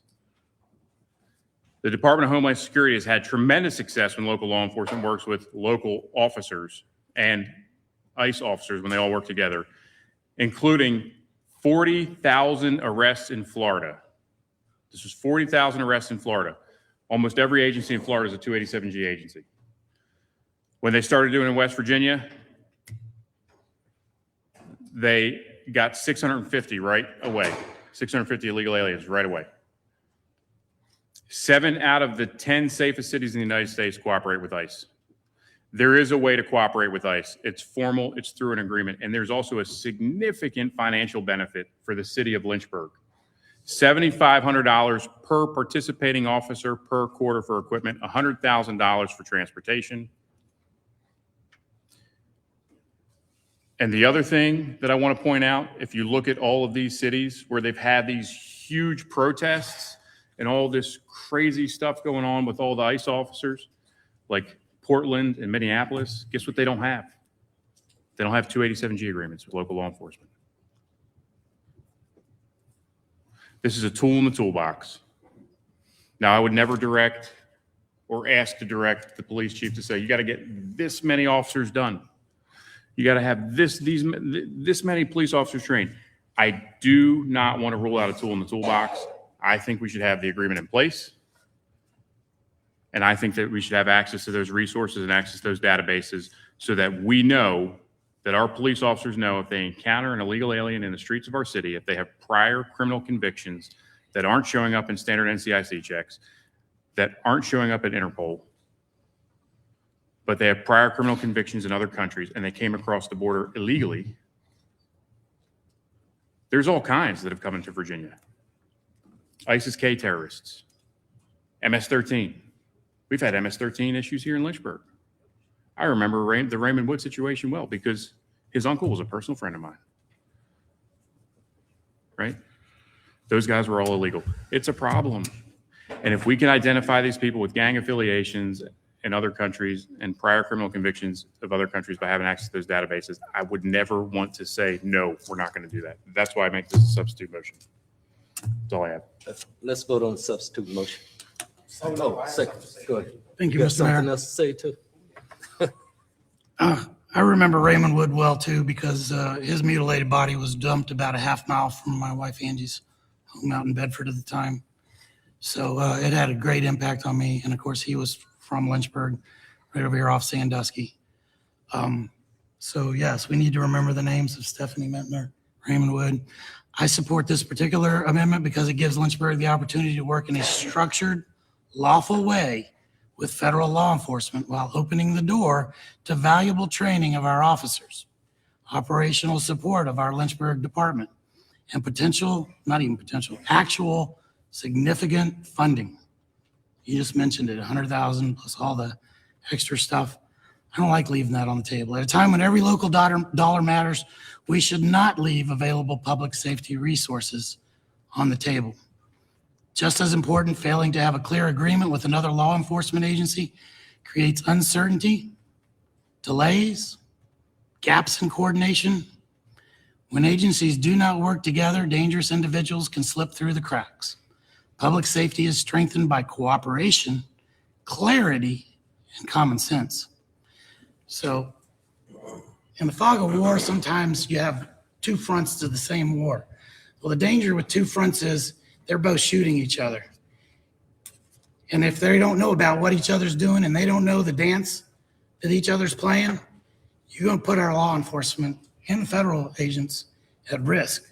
I want as much cooperation as possible so everybody knows everybody's moves and everybody has got the rules understood. If this happens, this is the way we're going to act. This is how we're going to respond. And if we don't have that, and immigration comes to Lynchburg and starts dealing with the actual people, which I've heard are over 300 of them in Lynchburg now that they want to deal with, and our police department doesn't have a working agreement, I don't know what happens. I don't. I'm not a policeman. I trust our chief for sure. But I want it in writing what will happen in that situation. I don't want anything left to chance when it comes to the men and women on our front lines in the police department. They all need to understand, they need to be fully trained, and the citizens of Lynchburg will be safer if we truly cooperate with the immigration folks the way they want to be cooperated with. And this is the way they want to be cooperated with. So let's do it. Mr. Faraldi. Thank you, Mayor. Well, fly me to Chicago, buy me a ticket. This is just great. We have Vice Mayor Diemer and Councilman Mission's mayor to just figure all this out for us, and it's all dandy. The only dollars cited here are by Vice Mayor Diemer and Councilman Missions. And I'm supposed to make that decision on that alone. Ask the chief. MS-13 are violent thugs who are then arrested by Lynchburg police when they are acting violent, when they have a warrant, when we are suspecting that they are doing things illegally. LPD rounds them up because it's a criminal fighting force. That's what they fight crimes. Immigration inherently is civil. We were told that. But apparently, as is commonplace on this council, we're given answers we just don't like, and we just keep telling ourselves the same answer over and over and over again to maybe get around it. If we want a 287G agreement, it should be through the jail system. And better yet, I have a better idea. It should be through the sheriff's department. Why? Because the sheriff's department deals with civil matters. They issue civil summons. They issue all sorts of stuff in the civil realm. Our police officers don't.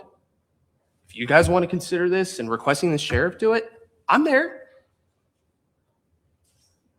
And pre-written,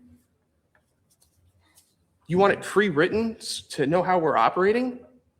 Pass this thing tonight and stop trying to get around it. Give them the ultimate flexibility about how to cooperate. Whatever they need to do, they'll do their job and get it done. And I would remind the public, and this is going to hurt, there are 4 members on this council who have been endorsed by the Police Benevolence Association. None of them are to the right of the mayor. I stand with our law enforcement. I stand with following the law. I stand with coming up with creative solutions and not inserting political gotchas in an election year. No dice. If we want to do this, I'm fine doing it with the jail. I'm fine doing it with the sheriff's office. If you want to do it with LPD and try to get around it, now, we should pass the resolution before you. You just want us to cast a no vote. Prove me otherwise. Let's go. Mr. Wilder, thank you. I was trying to ask the police chief a question that for the first motion, but we never got to that piece before. I'm so sorry. Just last question. Do we currently work with our federal authorities in our community? Yes, we do. Thank you. Thank you. We already work with FBI and other agencies for drug busts and other things. They work with them continuously on a daily basis. Thank you so much. I appreciate it. You can sit down. Thank you. That's all I have. Ms. Reed. So I just want to say a couple of things. I've said it before, but I'm just going to reiterate. We have our experts that lead our departments for a reason because they have experience that we don't have. They have knowledge we don't have. And we should trust their opinion based on that knowledge. We've heard from our chief who has 30 years experience. He spoke to us when we were briefed on this in our work session about his opinion. He's made it clear that he will cooperate, and he does currently cooperate with all the 3-letter agencies that we currently work with in this city. And if ICE came into the city, he would cooperate, and he would have all of his officers cooperate if they needed our assistance. That has been made very clear. But he's also made it very clear that he does not want his officers, he cannot afford the manpower that it would take right now to engage with the 287G program. His officers, some have come and spoken to us and said they do not want to be part of this program, and that officers would actually leave. And we cannot afford any of our great officers to leave. We need more. We have vacancies that need to be filled. We cannot risk losing good officers because they don't want to be forced into a program that they don't feel comfortable being put in. They respect their leader. He has said where he stands on it and said that they will comply and cooperate if ever needed when ICE is in the city. He's also said that we don't have a serious issue here. There are other areas that do have a bigger issue. Ours is not one of those. However, if we started to see a big problem and ICE isn't here, they will comply and cooperate. He said it multiple times. The Police Benevolent Association representative spoke tonight and said where all the members of that association stand as well. So we're ignoring the people that we should be listening to on this matter. Ignore our chief, ignore the association, ignore our officers, the ones who are supposed to be participating in the program. I mean, and then we're having 2 people who are not police officers, nor ever have been as far as I know, tell us that they know better than the ones who have sworn to protect and defend all of us, the experts. That's insulting. Insulting. I trust our police chief. I trust our PBA. I trust our officers when they tell us this is not something they want. We understand there is a problem in our country, and we understand there is a problem in bigger cities. We understand that there are 3-letter agencies that are here to do certain jobs, and we've been told by our chief, promised that our officers will comply and support when and if necessary. That is all I need to hear. That's all I need to hear. I think the idea about the sheriff's department in participating, like our localities have, they want to do that, fine. Our police department is here to help enforce crime in our city and protect our citizens, and that's what they should do, period. Okay, let's vote on the minutes. This is a Substitute motion. motion to enter into the 287G agreement. I'm initiating the vote now.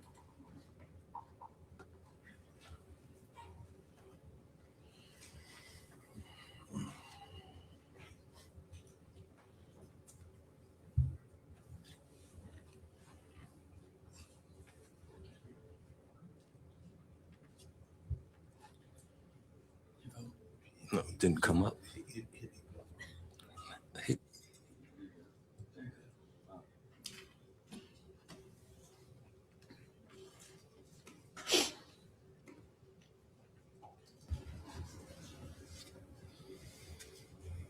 The motion fails, 2 for and 1 absent. The main motion to pass the resolution as is now on the floor. Let's vote.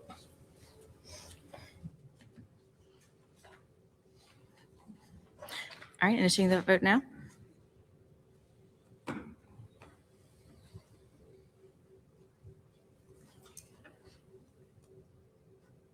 The motion passes 6 with 1 absent.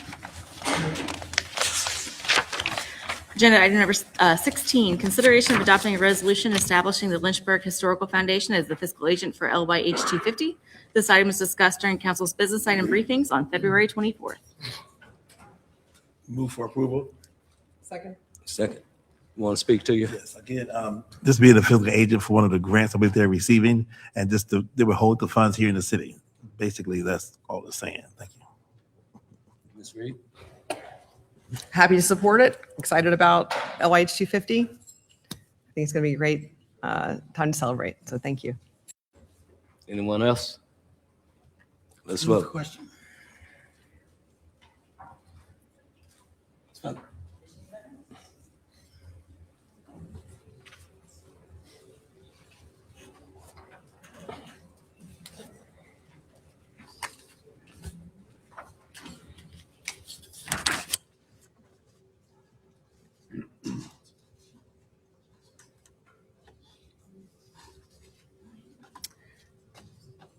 I have initiated the vote, so if you've not cast.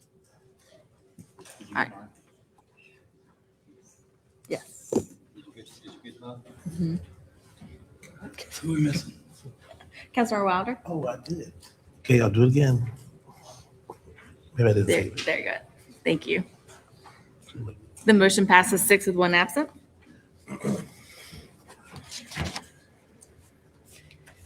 Agenda item number 17, consideration of adopting a resolution authorizing the issuance of not to exceed $28,070,000 principal amount of general obligation public improvement refunding bonds, Series 2016. This item is briefed earlier this afternoon. So moved. Second. Any discussion? Cast your votes. Just very quickly. Again, Donna, if we don't pass this, what happens? Just the number, just the number. This is actually the refunding piece. Okay, So. so next one. If this, we would just go on paying these bonds as we have. These are 2016 bonds. I jumped the gun, I'm sorry. All right, if you're ready, Ms. Ryan. Cast your votes. All right, initiating the vote now.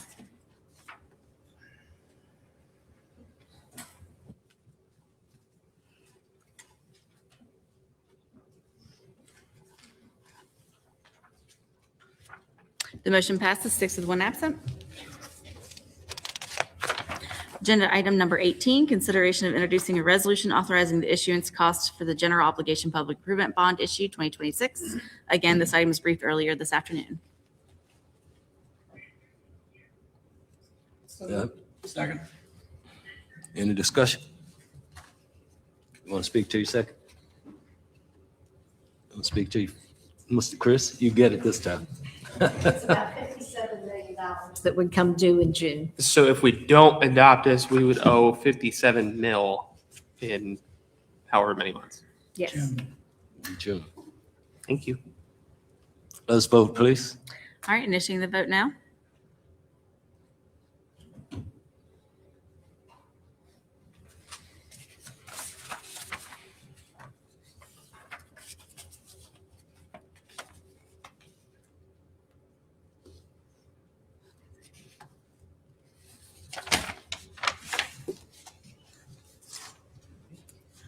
Something's wrong. Something's wrong.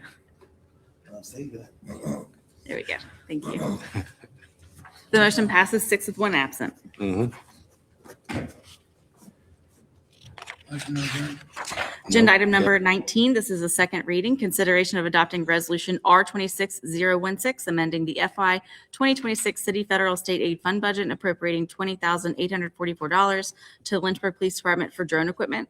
This item had its first reading on February 24th and did not pass unanimously, so you see it here in general business. Mayor, I would move adoption and then immediately proceed to consideration of the next agenda item. Second. Mr. Point of order. That's combining two items of business. The rules of procedure are clear that only one item. No, Mr. Mayor.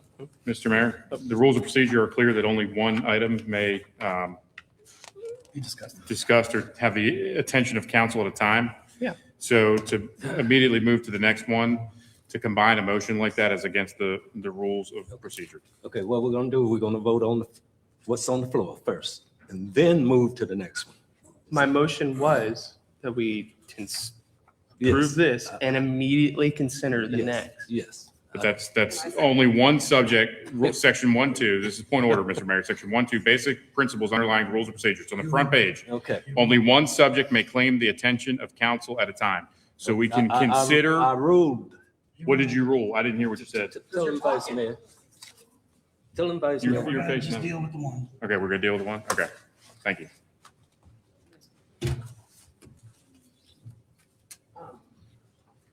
Ms. Reed?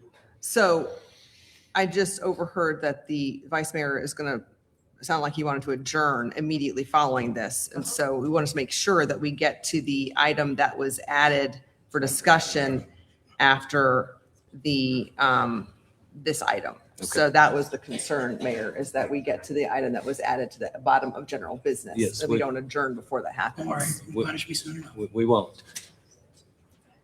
Cast your votes, please. So the motion on the floor was to immediately move to the next item, and you ruled that out of order. So is there a motion on the floor to adopt? We will adopt. Number 21. Yeah. Okay. I heard Councilor Mischins made the motion to Motion to adopt and a adopt. second Adjourn from quickly. Vice Mayor Diemer. All right, Motion to adopt what? the The resolution. resolution for the drone equipment. Okay. That's what we're on, 21. Yeah, the throne. Okay. All right, initiating that vote now.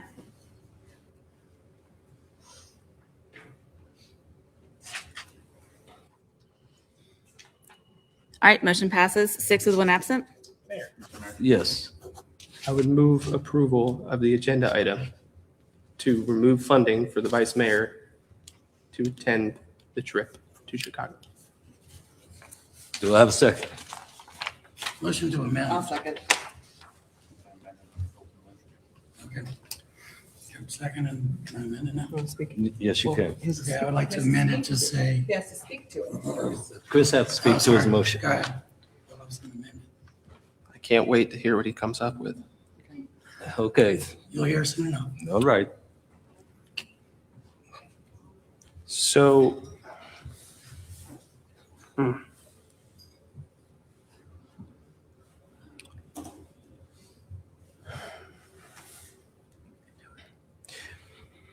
I said it earlier in the work session that I had engaged this privately at first because that's been a common criticism of all of us is, stop airing your dirty laundry, do it privately. And so I sent an email encouraging and asking the vice mayor to apologize. He has done anything but. There were multiple attempts to request that. And it was doubled down, tripled down, quadrupled down of it's not strong enough. I should have taken it a step further. I'm going to continue saying that rape is an appropriate analogy for a political disagreement. And then we got today, and then murder was also included. And then we got today, genocide is also an analogy appropriate to use.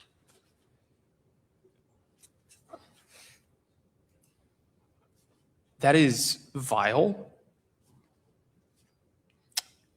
deranged, twisted, sick, sinister. I don't care.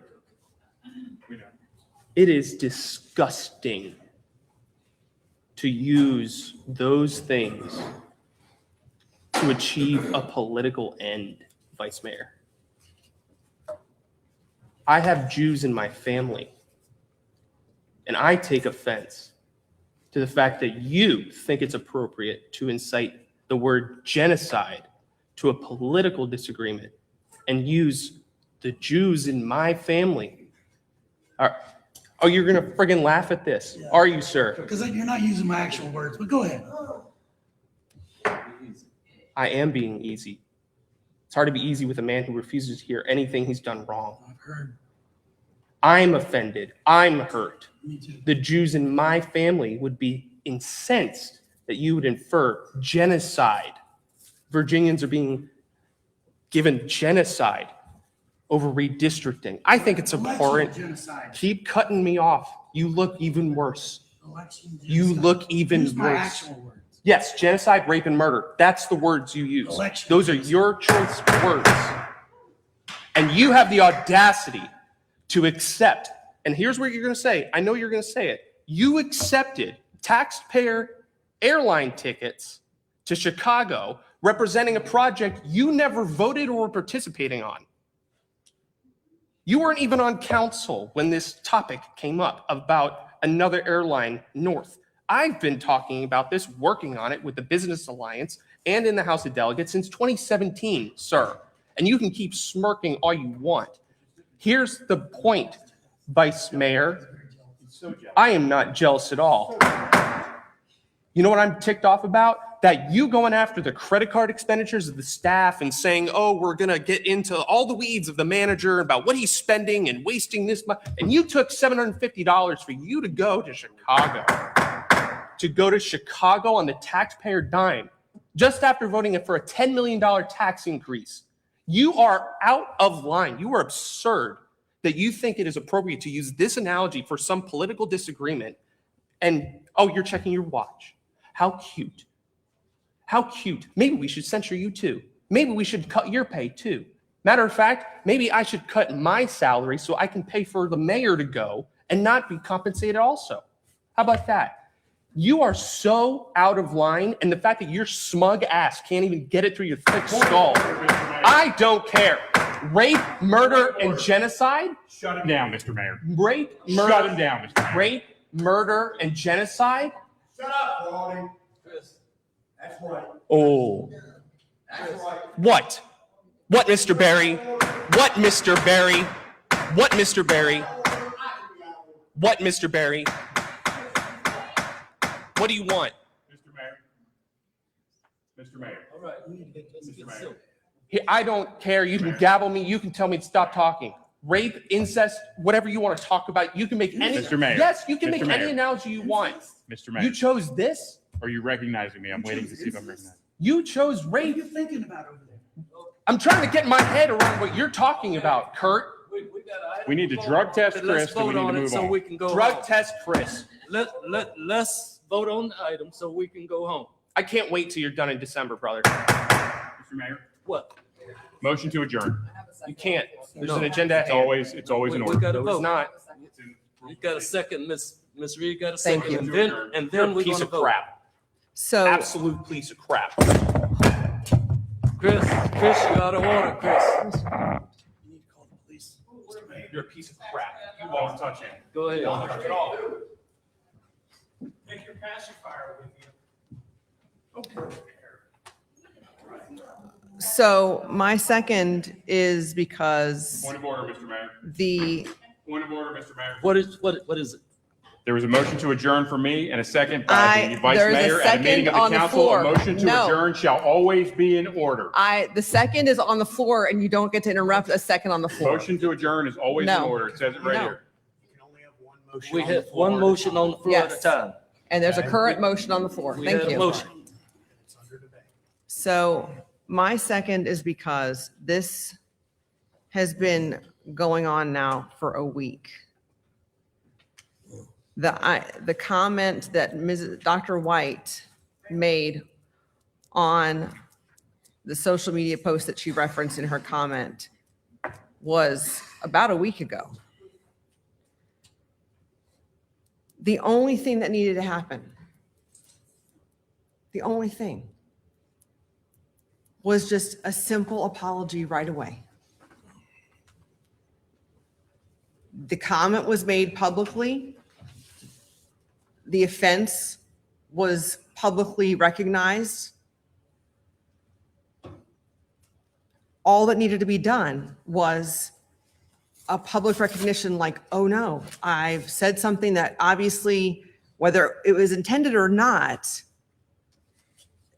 rubbed some people the wrong way, that came across the wrong way. It offended people, and it was acknowledged multiple times by multiple people. It triggered people who have been hurt by the reference that was used multiple times deeply.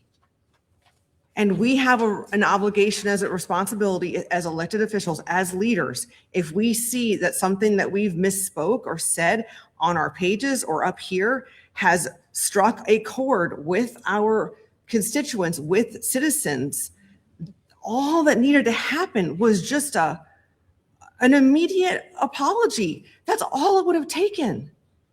And I think that it would have been immediately received, and I think people would have gotten over it. But it wasn't. There was no humility. There was no humbling and just like acknowledgement. And then it was said again on the vice mayor's personal page. It was like, nope, this is actually. Okay. And then we saw the over and over again, and we saw it play out on our emails, and we've seen, and then tonight. And then if I offended you then. And now it's been so long, like clearly there's not a genuine remorse over the pain this has caused our citizens. And that's my struggle with this. And again, it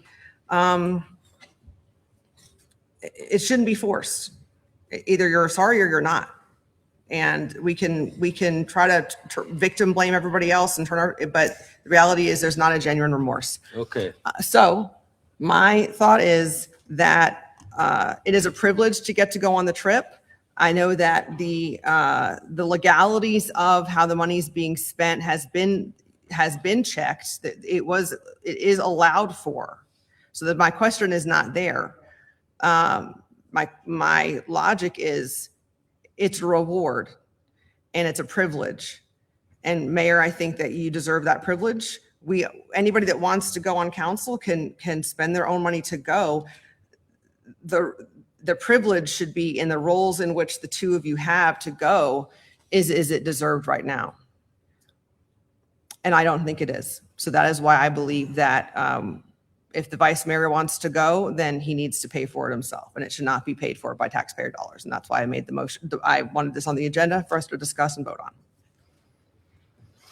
Okay. Marty. Thank you, Mr. Mayor.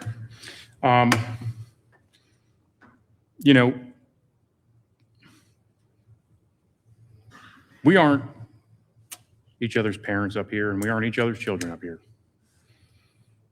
And at the end of the day, we're accountable to the voters and no one else.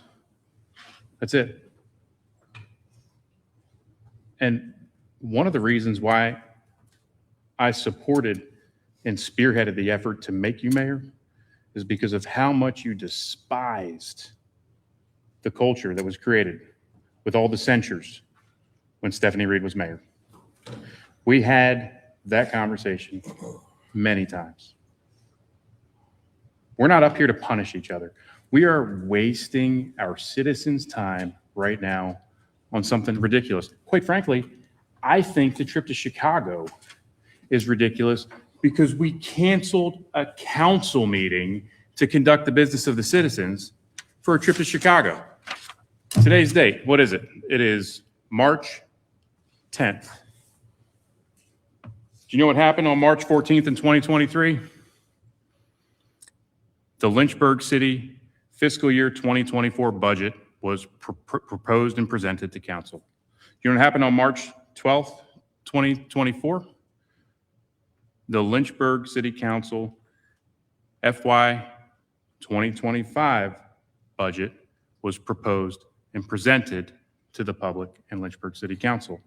Do you know what happened on March 11th, 2025? The fiscal year 2026 City of Lynchburg budget was proposed and presented to the council. It's March 10th. We don't have a proposed budget. We're up here arguing about this, something that didn't even happen in a meeting. And as having been through all the censure nonsense and all that stuff previously, I know how it works. You get your friends to come up. I mean, Ms. Reed just motioned to have somebody added to the agenda tonight that just came up and just slammed the vice mayor. You get people added to the agenda for public comment. They come in, they smear somebody, then you do the censure. That's the way it works. That's how politics works. I'm going to be honest with you. That's how it works, right? What a tremendous waste of time. Did I tell him he was, I'm not going to use the exact term that I used when I called him, but I did not agree with what he said. I did not support what he said. And I think he told me some people in his life would agree with me when I told him he shouldn't have said that. But you know what? That's for him to deal with and whoever he offends. It's not for us to deal with. It's not our job up here. We don't have a budget. It's March 10th. We're sending our mayor and vice mayor to Chicago. Well, we're at least sending our mayor to Chicago.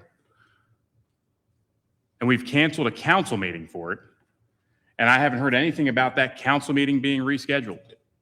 Not heard anything about that. So as far as I know, what I'm aware of, I've got the floor, Mr. Mayor.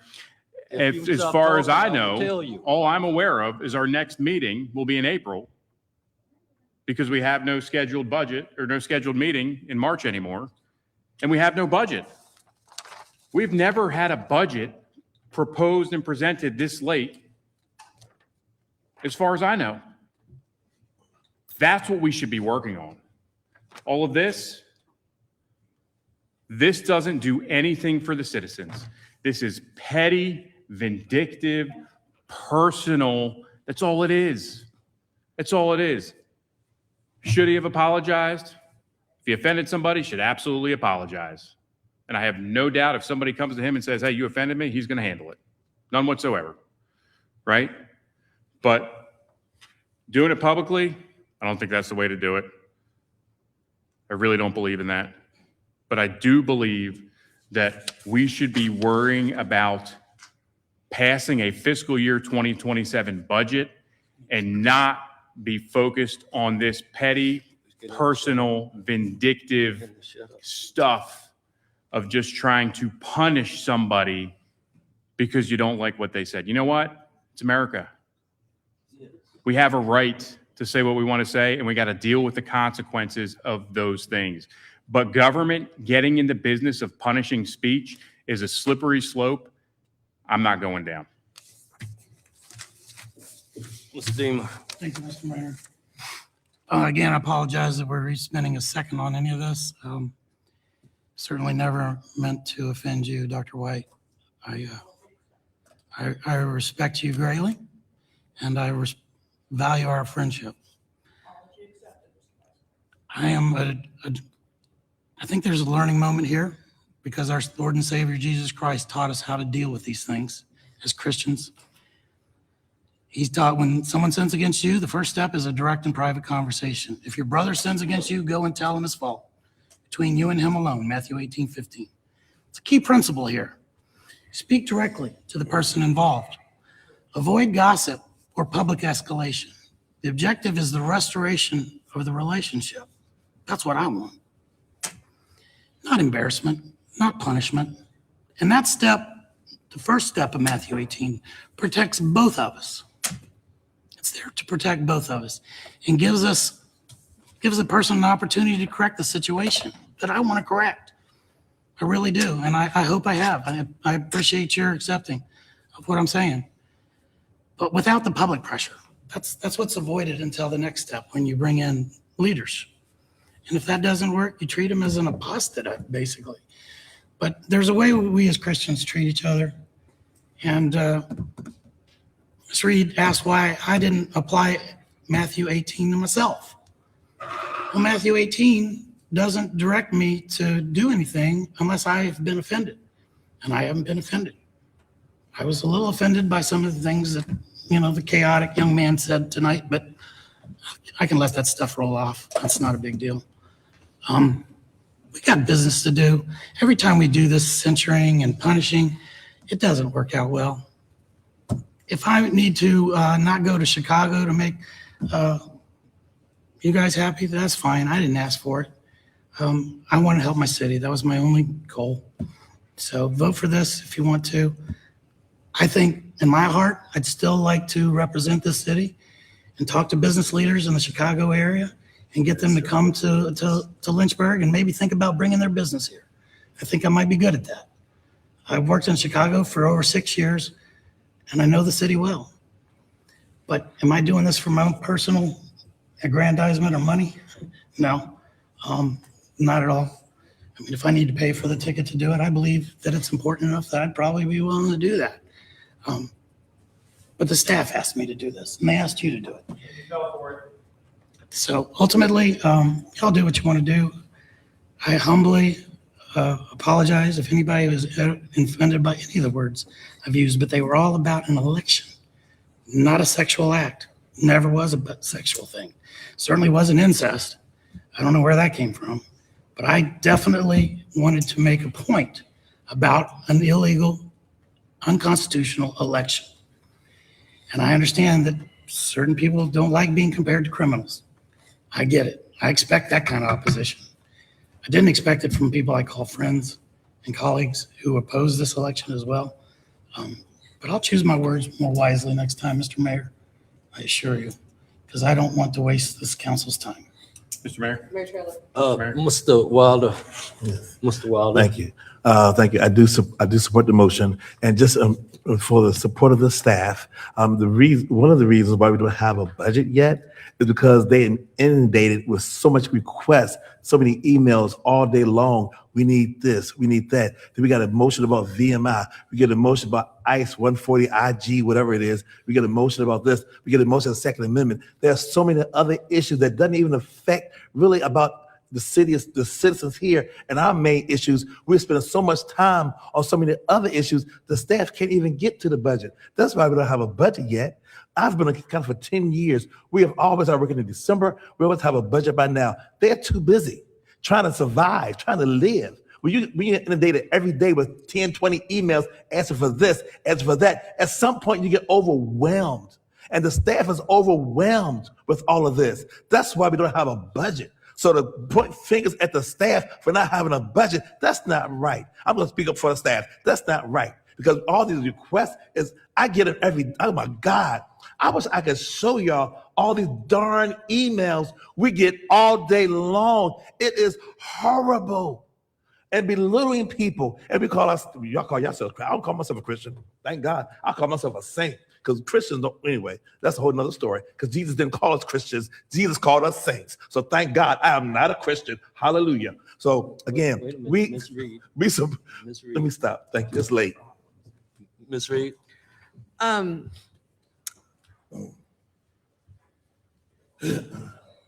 going to withdraw my motion.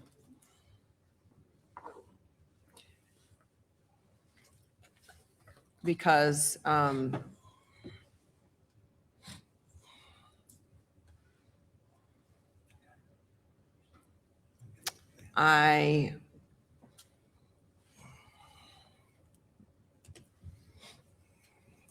think it's going to end up being turned into something as a weapon. Mm-hmm. And I'm not going to give them that. Mm-hmm. You guys get the point of what should have been done and when it should have been done and how it should have been done. I am thankful that an apology was made. I hope that you received it, Dr. White. I wish the others had gotten an apology. And words matter. Words matter. And Vice Mayor, I hope you mean what you just said about picking your words more carefully, because words do matter and people get hurt. And you saw tonight some really hurt people who have been triggered by serious, serious things that are not taken lightly. And while, yes, the redistricting issue is a very serious thing and it has serious consequences, it is not remotely close to the words you compared it to for the people who have been victims of those things. The devastation. And they don't only affect one person. Those family members of those people who were violated live in that trauma too. So I'm withdrawing my motion. Just really quick, clarification. Ms. Reed is withdrawing her second for the motion. Oh, second. The motion came from Councilmember Faraldi. If there is no second in its place, it would die. Or he could choose to withdraw the motion himself. Sounds like there is no second, so. No second. Mr. Marty. I'll make a motion that we dispose of this issue and move on to closed session. I'll second.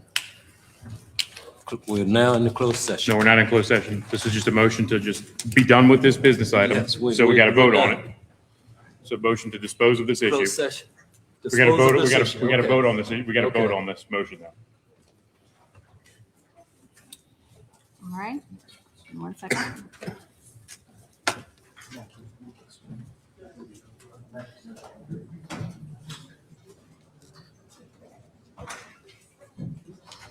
Vote to All right, dispose of this issue. Yes, I'll initiate the vote now.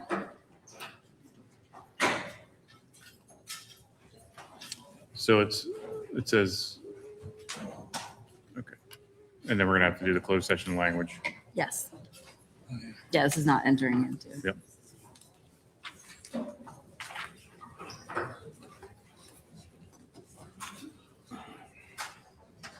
Okay. The motion passes with 5 with 2 absent, and now I'll read the closed session language into. She's gonna read it. Mhm. 1 second. All right, this is a closed session. Consideration of a closed meeting to discuss the investment of public funds where competition or bargaining is involved, where if made public initially, the financial interest of the city would be adversely affected pursuant to section 2.2-3711A6 of the Code of Virginia 1950 as amended, the subject of the closed meeting being specific to contractual negotiations connected to expanding funds for a new city facility, and consideration of a closed meeting to discuss the potential resolution of a pending law enforcement lawsuit involving the city, its officers, and/or employees pursuant to sections 2.2-3711A7 and A8 of the Code of Virginia 1950 as amended, and consideration of a closed meeting pursuant to section 2.2-3711A8 of the Code of Virginia 1950 as amended to consult with legal counsel representing the city regarding specific legal matters that require the provision of legal advice, the subject of the closed meeting being specific to providing legal advice and legal guidance regarding council members recording closed meetings and other matters related thereto, and consideration of a closed meeting to receive legal advice from the city attorney regarding specific legal matters requiring the provision of such advice pursuant to Virginia Code Section 2.2-3711A8, the subject of the same being related to appealing a city Board of Zoning Appeals determination connected to a group home. Yes. Make a motion to enter closed session based on the language that she just gave us for items 9, 10, and 12. I'm not making a motion to go in for 11 until we have the full council present for that. Number 11 is the legal guidance regarding council members recording closed meetings and other matters I think related we should have the thereto. full council present for that. So 9, 10, and 12, let's get done with the business we need to get done with tonight, and then we can revisit the other one. So that's the motion. Sir.